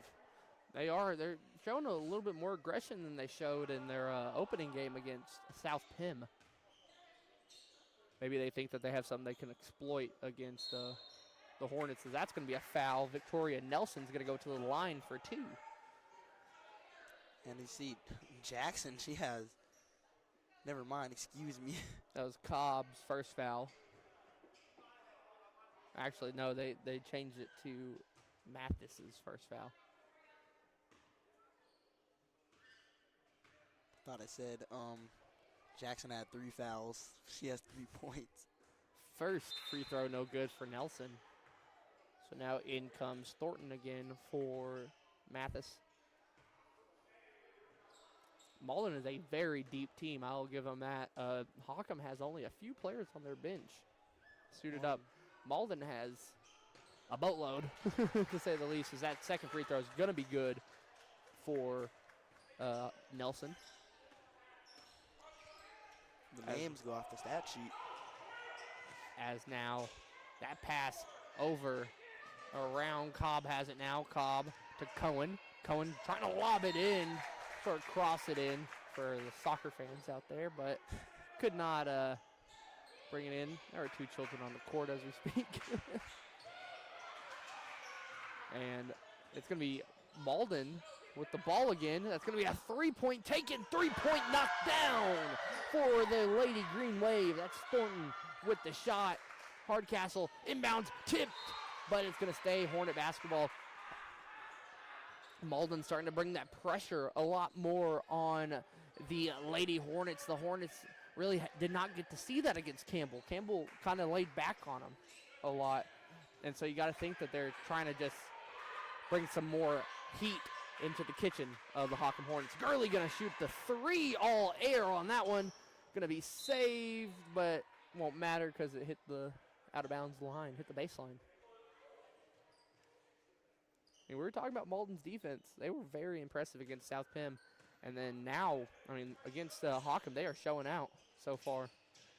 The Malden Green Wave, they have great defense. I don't have really much more to say about it. I really think I said it all. They're just great. As that shot's going to be no good off the backboard, rebounded by the Green Wave, getting their own boards too. They've been able to crash the boards a lot in this one. Pass in, going to go to the corner. That's a 3-point taken, missed, but the putback is good for Cohen. So now here comes Gurley passing. That one gets tipped around. That's going to be Romero with the ball. Romero passing to Hardcastle, back to Gurley, to Hardcastle now. Hardcastle back to Gurley. They've been trying to get that 3-point shot with Hardcastle and Gurley, but I feel like you got to kind of bring it in more inside right now. Malden's not giving them any on the perimeter. Hardcastle moving around, has to pass. Now the pass to Hodges. Hodges back to Gurley. Gurley on the right wing, going to pass to the left wing. And Hardcastle back to Gurley. Corner for Romero. Romero going to drive in. It's been a lengthy possession, and that's going to be a possession arrow. That will go with the Green Wave.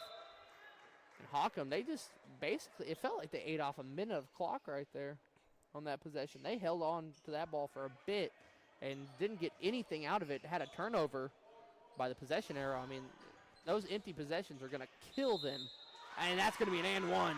Those empty possessions are going to kill them if they can capitalize off of them. Well, looking here is the Green Wave. They just know exactly where the ball is going to go before it even gets to them. Yeah, they've just had the ability to kind of get out there, make sure that they have their best out in the paint, out in the perimeter.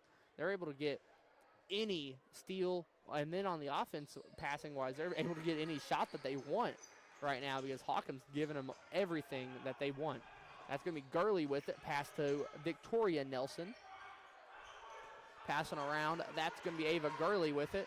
Gurley passing to Hardcastle. Back to Gurley. Under a minute to go. Hardcastle driving in. No good off the side of the backboard on that one. Here comes the Green Wave down the other way. Passing around. Here. That's Cohen. Cohen passing to Cobb. Cobb wearing mismatched shoes. Now we're going to pass it around back to Cobb. Cobb all around here. And now that is going to be up for 2. Foul called. That's going to be 2 free throws for Jackson. That foul's going to be on Hodges. That's her second. I mean, Hawkham's trying on defense, but Malden's just a step quicker than them, it feels like. As that free throw is no good.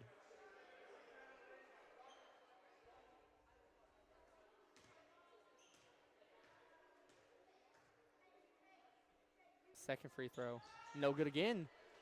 And here's where Hawkham needs to capitalize off late in this first quarter. 15 seconds to go. Hardcastle with the ball to Gurley. Now Hodges, ball gets tipped. Malden has it. That's Jackson with the ball. Gonna go up for two, no good. Gets her own rebound. She gets fouled. 6.5 on the clock, and Jackson's going for more free throws.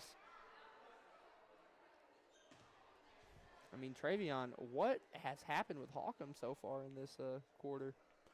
Malden's been getting as much as they could out of every offensive possession, while Hawkham was just giving it up. And every time they do get to the end of the court, they're not able to finish. Now Jackson misses her third free throw in a row. You're right here. I mean, Hawkham just has gotten opportunities. They've really just not been able to capitalize offset opportunities early in this one. The second free throw for Jackson. She's missed 4 in a row. That's tipped around and taken. And now that ball is going to go out of bounds. 4 seconds flat on the clock. Hawkham has it, so they're probably going to get the last shot here. You got to think. It's going to be Hardcastle probably going to inbound it to Gurley here. She will. So now here comes Ava Gurley. Pass to Hardcastle from half court. No good. And so after one, it is 20-7. The Hornets are down 13 to the Malden Green Wave. We'll be right back after this. The Hostile Hour is your weekly dose of pure action-packed professional wrestling. Every Saturday at 11 a.m., the Unified Wrestling Alliance brings you the hardest-hitting talent from across the country, all battling for glory. Plus, each week features a classic match from the vault, straight from the golden days of wrestling history. Hosted by the Mid-South's #1 wrestling podcaster, Buster H.R. Johnson, only on the Bootheel Sports Network on YouTube.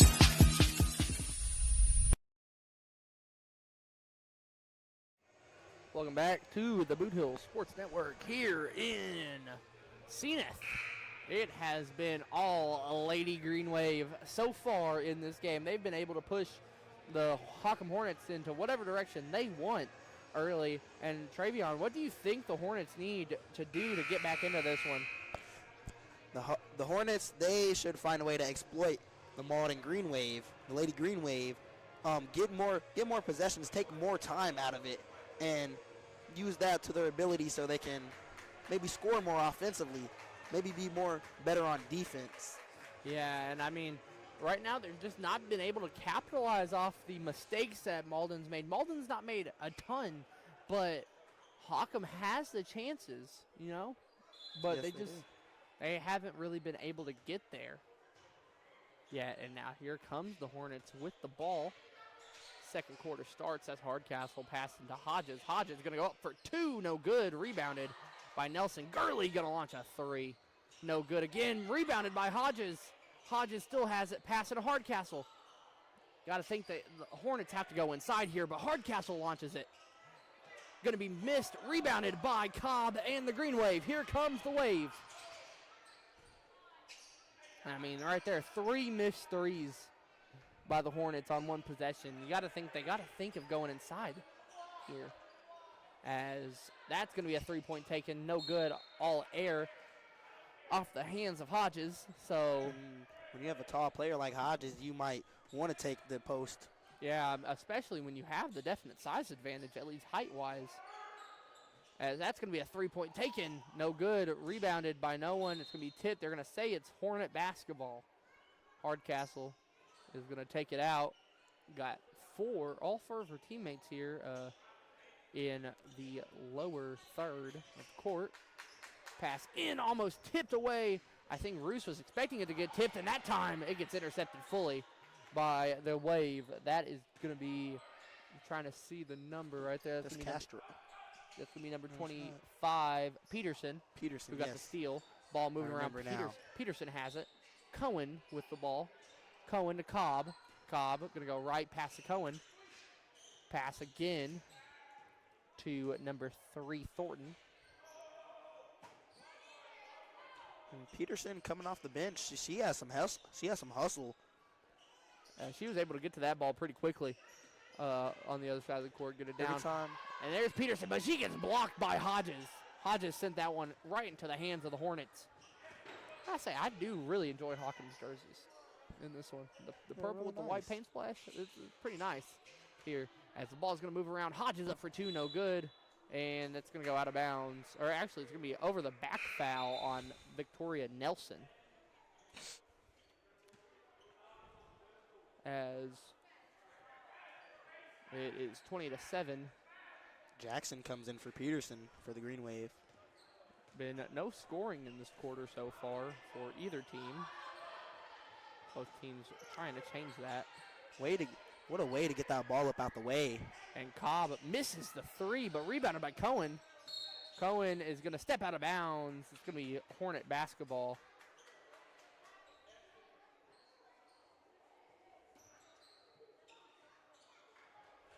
And now that pass, Hardcastle has it off the inbound. Hardcastle passing to Roos. Roos to Hodges, nowhere, and ball just moving everywhere right now. Getting deflected left, right, and center. It's going to be Hornet basketball still.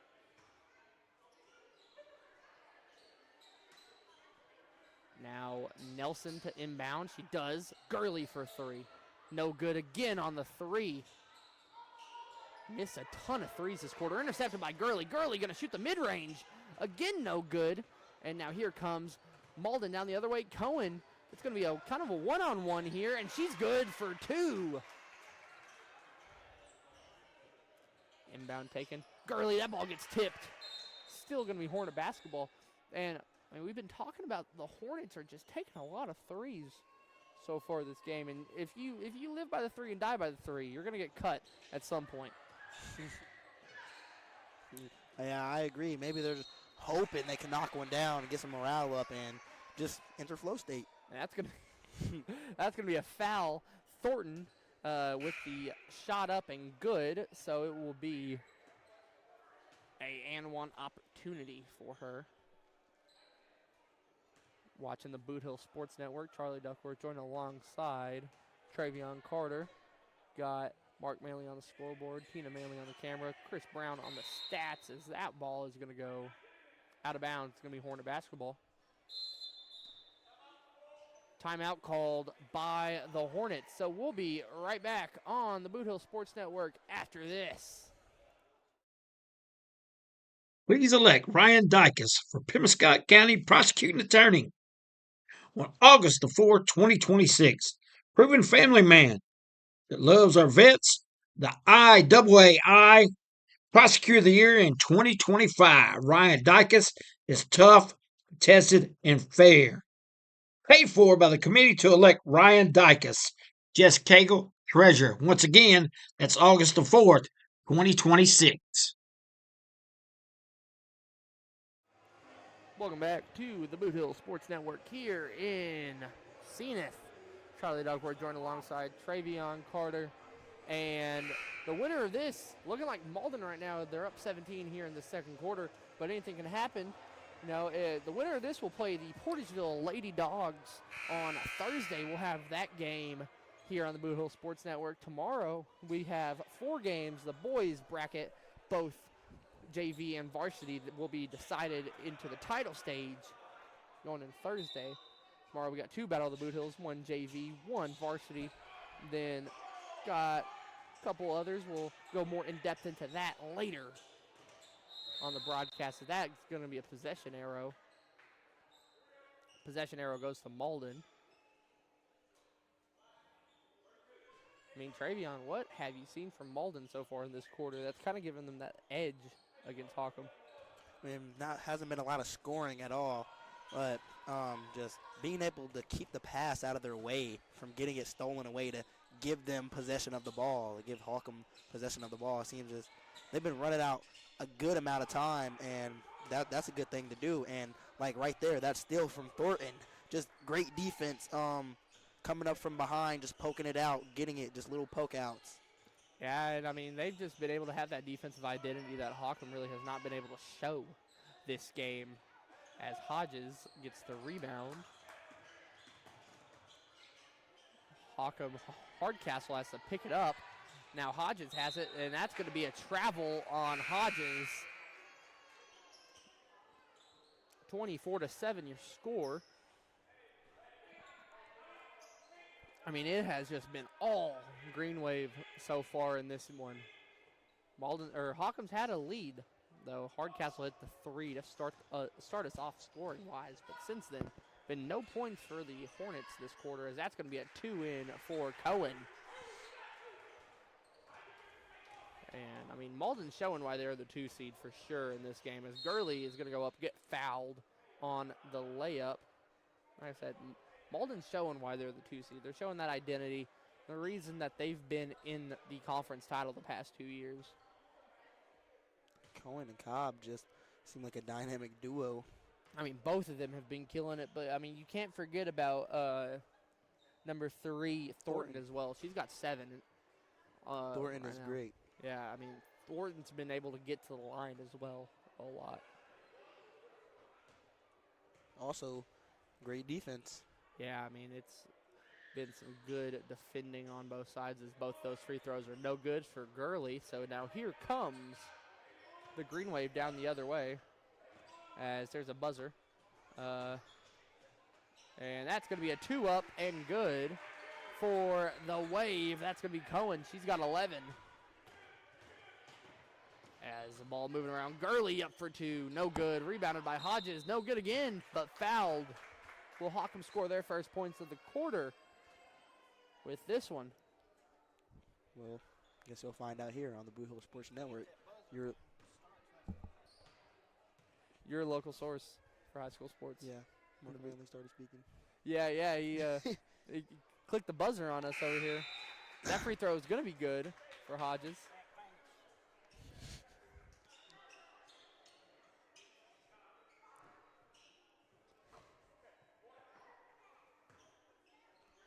Second free throw coming for Hodges. No good on that one. Rebounded by the Wave. That's Cohen. I mean, Malden's also been able to box out very well, get those boards here. As Cohen's going to go up and 1. It's been all Wave so far in this first half. Cohen just leading scorer of the Green Wave today. Yeah, she's got 13 so far. That's a 3rd foul on Hodges as well. They've been able to target her a lot early in this game.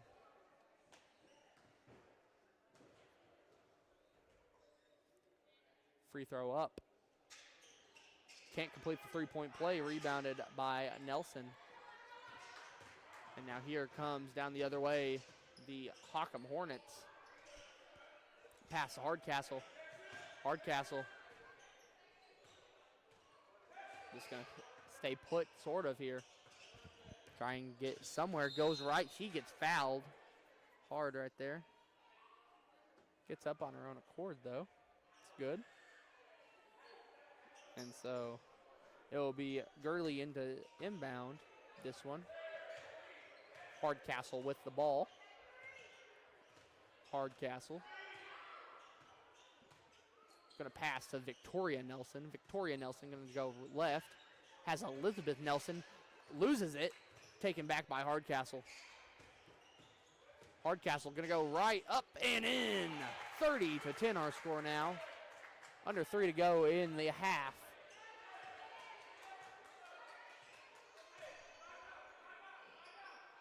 As now Cohen has it. Cohen going to get a screen. She really won't, as that's going to be up for 2 and kind of deflected. Almost hit the ref. Almost domed the ref right there. I mean, my Lord.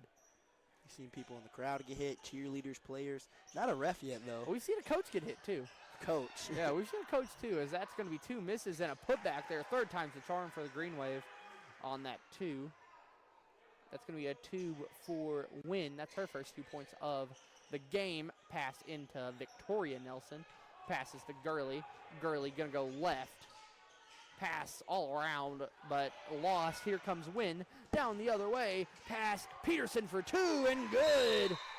That is some wonderful passing timeout called. So we'll take a timeout here on the Boot Hill Sports Network and be right back after this message. For your next concrete job, give Jones Concrete LLC a call in Carruthersville, Missouri. Locally owned and operated by Brad Jones. They specialize in patios, sidewalks, and driveways. But that's not all, folks. They have gravel and dirt delivery available. So if you don't want that back to hurt, give Jones Concrete a call at 573-724-2005. Jones Concrete LLC.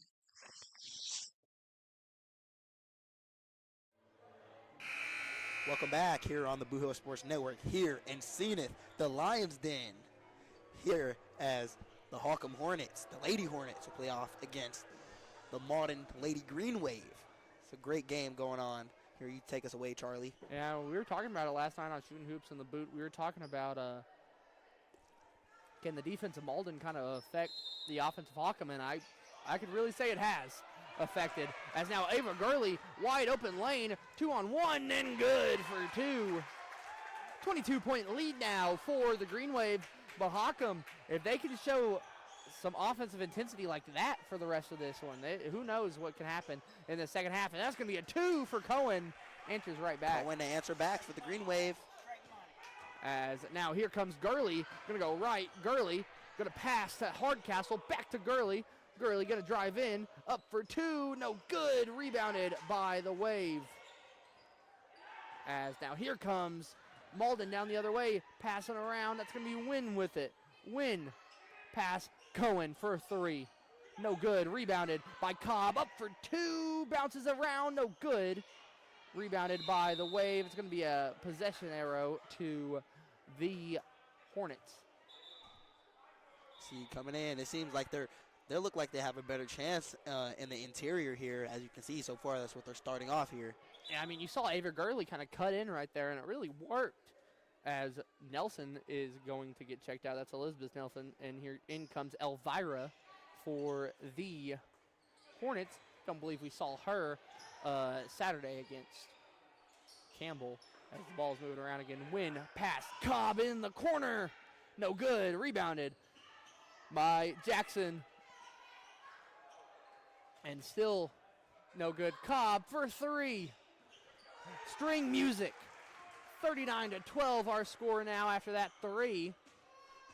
Under a minute to go. Here comes Gurley driving. Fouled. And Charlie, what do you think? What do you think the break in the defense for the Lady Hornets are over here on this side? I mean, if we really think about this, the Hornets have been playing decent defense. They've been able to get some turnovers, but it's that they haven't been able to really put their feet down and get ready and like grit their teeth for a possession fully. They've been able to always have, or Malden's always been able to have one wide open player in this half. I mean, they've been able to hit threes left, right, and center, as that's going to be the second free throw. On some possessions, multiple Malden players will be open. And that's the issue when you kind of try and pressure and trap players, is that there's always going to be someone wide open. It's Cobb's going to take a midi, and good. That was silky smooth right there by Cobb. And it's looking like, I don't want to doubt the Hornets in the second half, but it's looking like it's going to be a rematch here in Zenith on Thursday, as that's going to be out of bounds. Cobb is tough.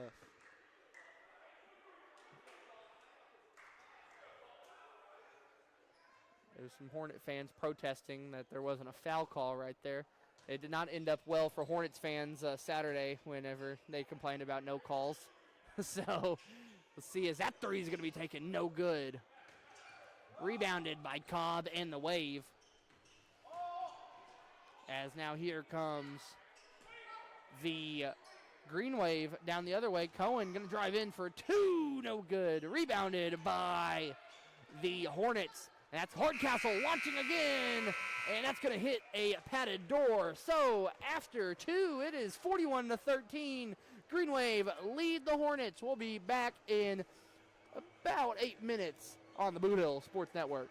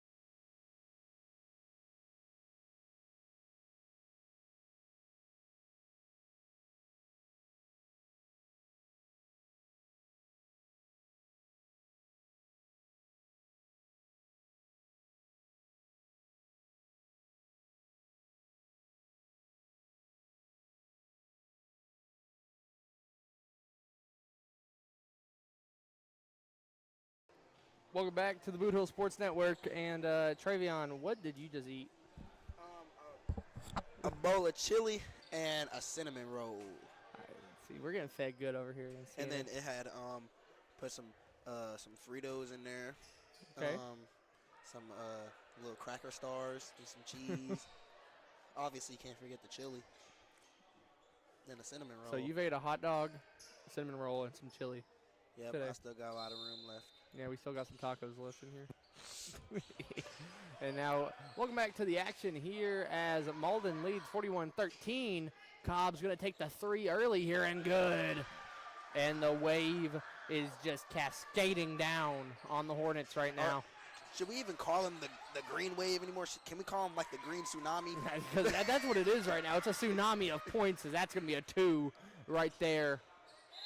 As that pressure is starting to crash in, it's going to be a foul called on the court.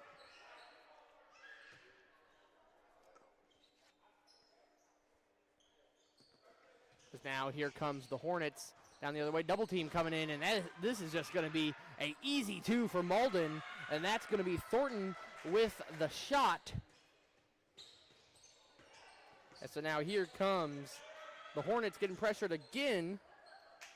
And let's see what Ava Gurley and Hawcom can do here. That pass in, going to be incomplete, stolen away, going to go off the back of number 10, Mathis.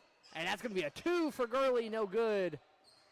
As she kind of shrugs Nelson off right there. That was a pretty nice move as Cobb's going to go up for 2 and good. That's a midi magician right there, some Sean Livingston type action. We got some pulls coming up here. Sean Livingston. Yeah, I mentioned that in the Junior Bootheel Conference as well. As now here comes the Hornets down the other way. I don't know why my mic just did that. As that's going to be a 2 for Gurley, 50-15. Yeah, but they need more than just a couple mid-ranges to answer back fully against Malden. They're down 35. As now that's going to be a pass. Almost a 3 taken by Mathis. Now in comes Thornton, no good. Put back by Cohen is. And now that ball is getting tipped. Cobb saves it. Hardcastle wasn't looking. Beautiful find. A great feed right there to I'm Thornton. telling you, and the seeding does not tell differently. I mean, they yeah, definitely deserve that 2 seed. This is a definite 2 seed team right here. And Hawcom feels like, as that's going to be a jump ball called, feels like a lot of the magic that they had was used Saturday against Campbell. All that Cinderella found her slipper, and the slipper kind of disappeared at midnight. Right now, it has been a bad, or not a bad, but a rough showing early by the Hornets in this third quarter.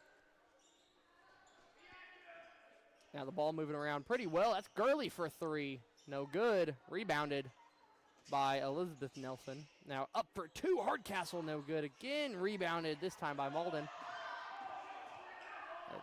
Now that's going to be all the way out of bounds. Hawkins fans, they want a walk called.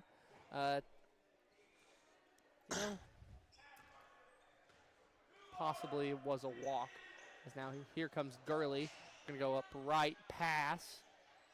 Ball moving around pretty nicely here. That's going to be a 2 for Hodges, no good. And a jump ball called, possession arrow to go with the Hornets.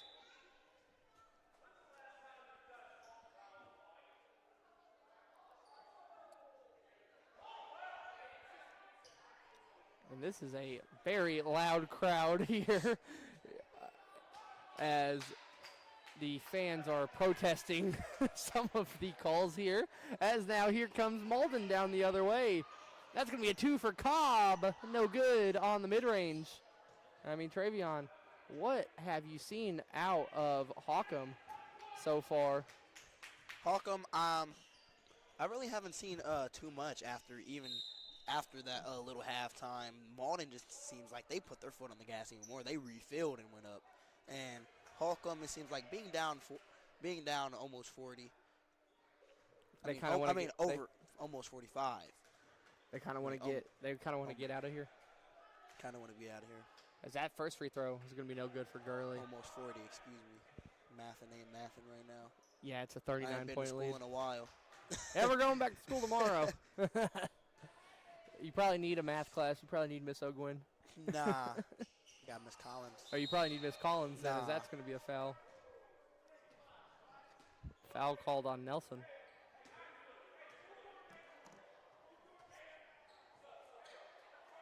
Now, here comes a sub in. That's going to be Romero in for Roos. As now here comes Cobb with the ball. Cobb passing to Cohen. Cohen shot up for a three. Mathis, no good. As it's going to be a rough tumble there for Cohen, but no call there. And here comes down the other way Hardcastle to Gurley. Gurley back to Hardcastle. Hardcastle for three. No good. Off the head of Cohen. As now Hardcastle goes up for two. It gets fouled. And Hardcastle getting to the line. Hawkins been able to get to the line a little bit in this game, Travion. But you've been right. Malton's defense has just been insane. Malton's defense is great coming out the half as well. Just great. And as you seen, you remember that one pass back there that was like kind of like a bump pass. Yeah. That's that save from Cohen. Now that's going to be a missed free throw for Hardcastle.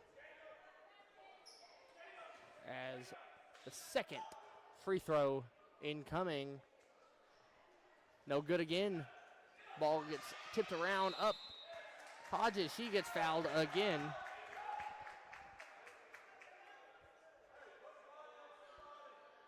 And so it will be more free throws incoming.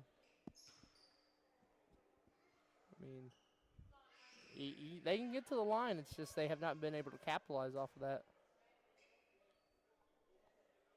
First free throw. Good. The second free throw is going to be upcoming from Hodges. And, I mean, what do Hockham need to do to get back into this one, Travion? Hockham, I don't really think there's no coming back from this unless you're just going some crazy championship level type run. A Tracy McGrady type run, Yes. and that's going to be a three. Taken a three, knocked down for Peterson. And that might make it look a little bit more unattainable here. As that pressure's coming, it's a walk.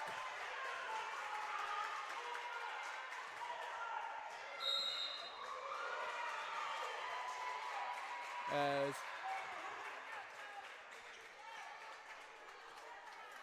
now we're getting hot dogs. That's all I'm saying. We're getting hot dogs. As there's going to be tech free throws taken by the Green Wave.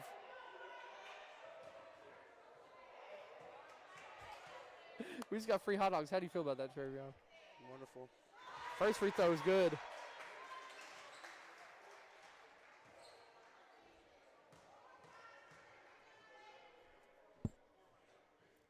Second free throw is good again.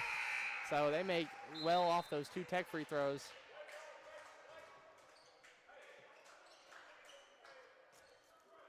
You know, Zenith, we keep on talking about Zenith's hospitality. The past few weeks, whenever we did the Crowsville game, they were very, very cordial to us, very kind. Yes. And they were great for a Saturday. And now today we got free hot dogs. This is a win in my eyes. As now a win is a win. As now here comes Cobb up for two. No good. Rebounded by Peterson up for two. Tough two right there for Peterson. As now here comes the Hornets down the other way, passing Hardcastle with the ball. Hardcastle going to go right. Going to go up for two. No good.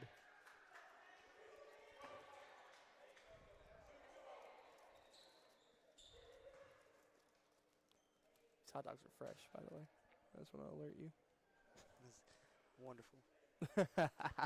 As now Hardcastle's going to shoot her first free throw of this attempt, and good. 61-17 our score. If you take the one or both ones out, what does that get you, Travion? You take both ones out of 61 and 17. 6-7. Second free throw, no good. And now here comes the Green Wave down the other way. That's going to be Jackson passing to Cohen. There's a kid doing a 6-7 across the way. As that's going to be Cohen up. No good. They're going to say all ball on that. As now here comes Hawcom. Down the other way. Hawcom. The pass. That's going to be Romero up for 2. And good. That was a nice midi from the side. You think if she would have stepped back a couple feet, that would have been a 3 right there. One of the longest 2s you could possibly have. As now that ball is going to go into Jackson. She gets blocked by Hodges. Hodges just had her hands up right there, trying to guard the ball and gets a nice block.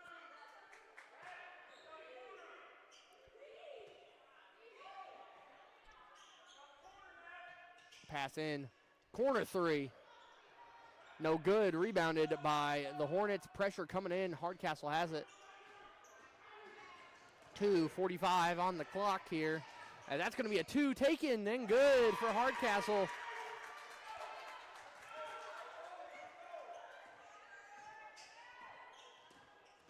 As now here comes down the other way. The wave up, no good. Pass down to Romero. Romero wide open. Now Malden bringing that defensive pressure. Romero passing to Hardcastle. Hardcastle going to launch a 3. No good. Rebounded by the Green Wave. As now here comes Peterson for 3. No good. That was a loud thud off the backboard.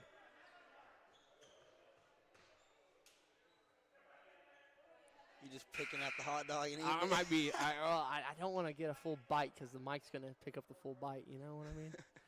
So little teeny bites are going to have to do until potentially 2 minutes from now. You can go make a chili dog. You're chili. So that's going to be a 2 taken and good right there for Thornton. It's going to be Gurley up, passing to Romero. Romero passing back to Gurley. Gurley to Hardcastle. Back to Gurley. Romero back to Gurley. Gurley going to go in, pass, intercepted by Jackson. And that's going to be Hardcastle with another interception. And now that ball gets off the knee of Gurley. And it's just a turnover party right now. Almost fumble. Another turnover. That was a forced fumble, if anything. And Jackson gets her own rebound. Jackson passing up for 2. No good. Cohen, as that's going to be a layup. Good. And a sub coming in, Cobb.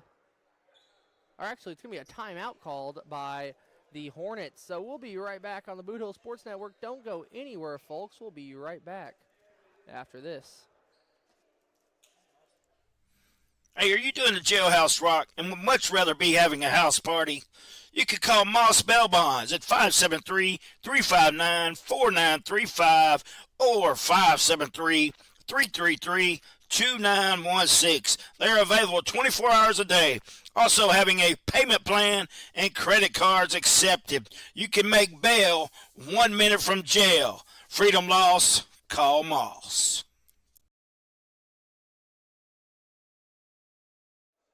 Welcome back here on the Bootheel Sports Network here in the Lions Den. A great, crazy game going off here tonight. The Malden Lady Green Wave going off against the Hawcom Lady Hornets. 65-21. Green Wave will be running away with this one so far. 1:13 left in the third quarter. Almost fourth quarter. Almost. 5 team fouls from the Green Wave. So I believe it'll be going out into bonus. It will be. This one is inbounded from Hardcastle. This one pulled for 3 and good.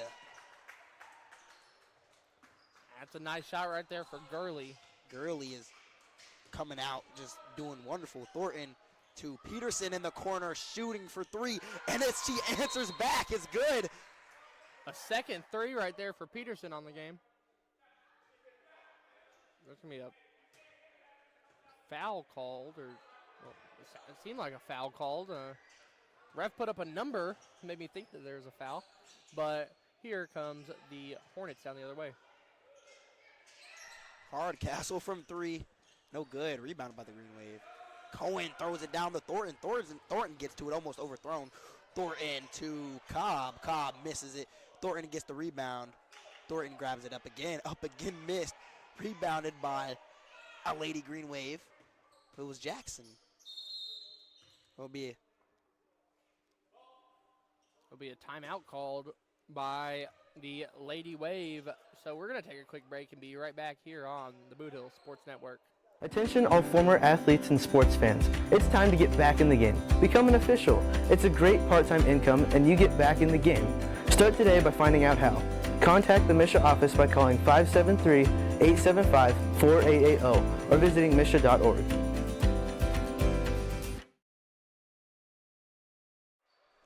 welcome back here on the Bootheel Sports Network. And crazy game getting out of hand here. And as we all will know, Malden will most likely be advancing this one and playing against the Lady Bulldogs. That will be a great game. The 1 seed Lady Bulldogs, believe they were state ranked. They are state ranked. Are. And state ranked in Class 2. I mean, they took it to Hayti in the last game, and now, I mean, it's looking like Malden's taking it to Hawcom. So if you really think about it, both teams are going to come in with big wins under their belts in their tournament wins.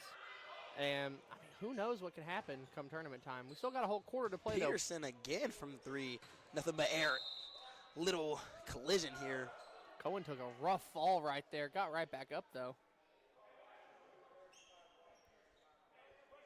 They're going to call a push on, I believe, Elizabeth Nelson right there, Travion. Here it will stay Greenway's ball. Thornton taking it out. Thornton dishes out to Cobb. Cobb pulls it from the corner, no good. Rebounded by the Green Wave. It'd be a jump ball down here. At first it looked like it was the Hornets going to get this one out, but I didn't want to get too ahead of myself. 6.6 left in the quarter. Add 0.1 to that. What's that, Travion? 6-7. As now here comes the Hornets down the other way. Hodges for 2. Good. Hodges knocks it down. They will get the last shot. Here going into the fourth quarter. Throw your fours up, and we'll be back to you here after this message. Hey, if you want a truck or a real fine car, Faulkner Auto Sales can get you cruising in any style. If Faulkners don't have it, they can get it. And if they can't get it, it's not even made. Go see Dwayne and Kevin at Faulkner Auto Sales on Truman Boulevard in Caruthersville or call 573-333-3800. And remember, if Faulkner's is not on the back of your vehicle, it damn sure ought to be. Welcome back here on the Bootheel Sports Network. And if Faulkner ain't on the back of it, then it damn sure ought to be. Welcome back, 68-26. Charlie Duckworth joined alongside Travion Carter. And it feels like 8 minutes, it's all but certain after that Malden will advance to play the Lady Dogs in a rematch of the previous 2 Bootheel Conference Tournament finals. Here, I mean, both these 2 teams, talking about Malden and Porterville, are dominant teams. They are able to get whatever they want, really, out of it. And, I mean, let's see. There's still 8 minutes to go, though, Travion. Yeah, still 8 minutes to go. I mean, and it will be turbo, so. It is a 42-point lead for the Wave. They don't have much time. 8 minutes isn't a lot when there isn't, can't stop the clock. That is true. As it's going to be a push, it's going to be Hornet ball. Point will not count. Whereas Hodges will inbound it to, forgot the name.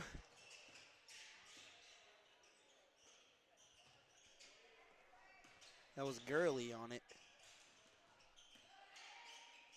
Romero has it right now.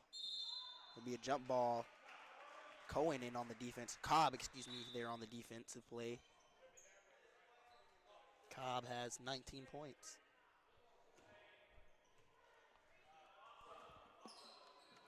I mean, Cobb has just been everywhere tonight for Malden. She does have 3 fouls, though, so that might be a space of worry against a team like Porterville. She has 3 fouls in the fourth quarter. How are they going to attack her? It's going to be Gurley launching a 3. No good.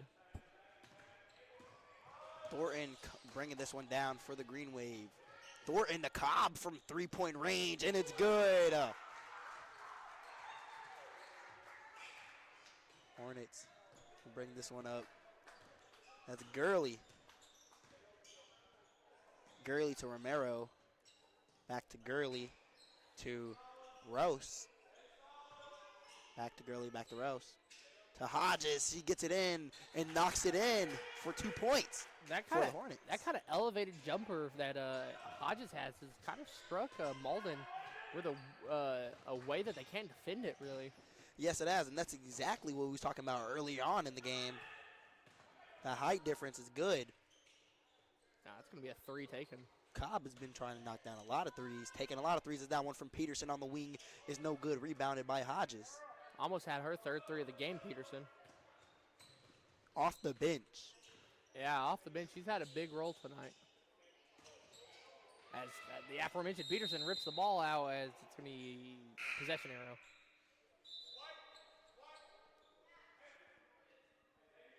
Naomi Sims comes in for the Green Wave.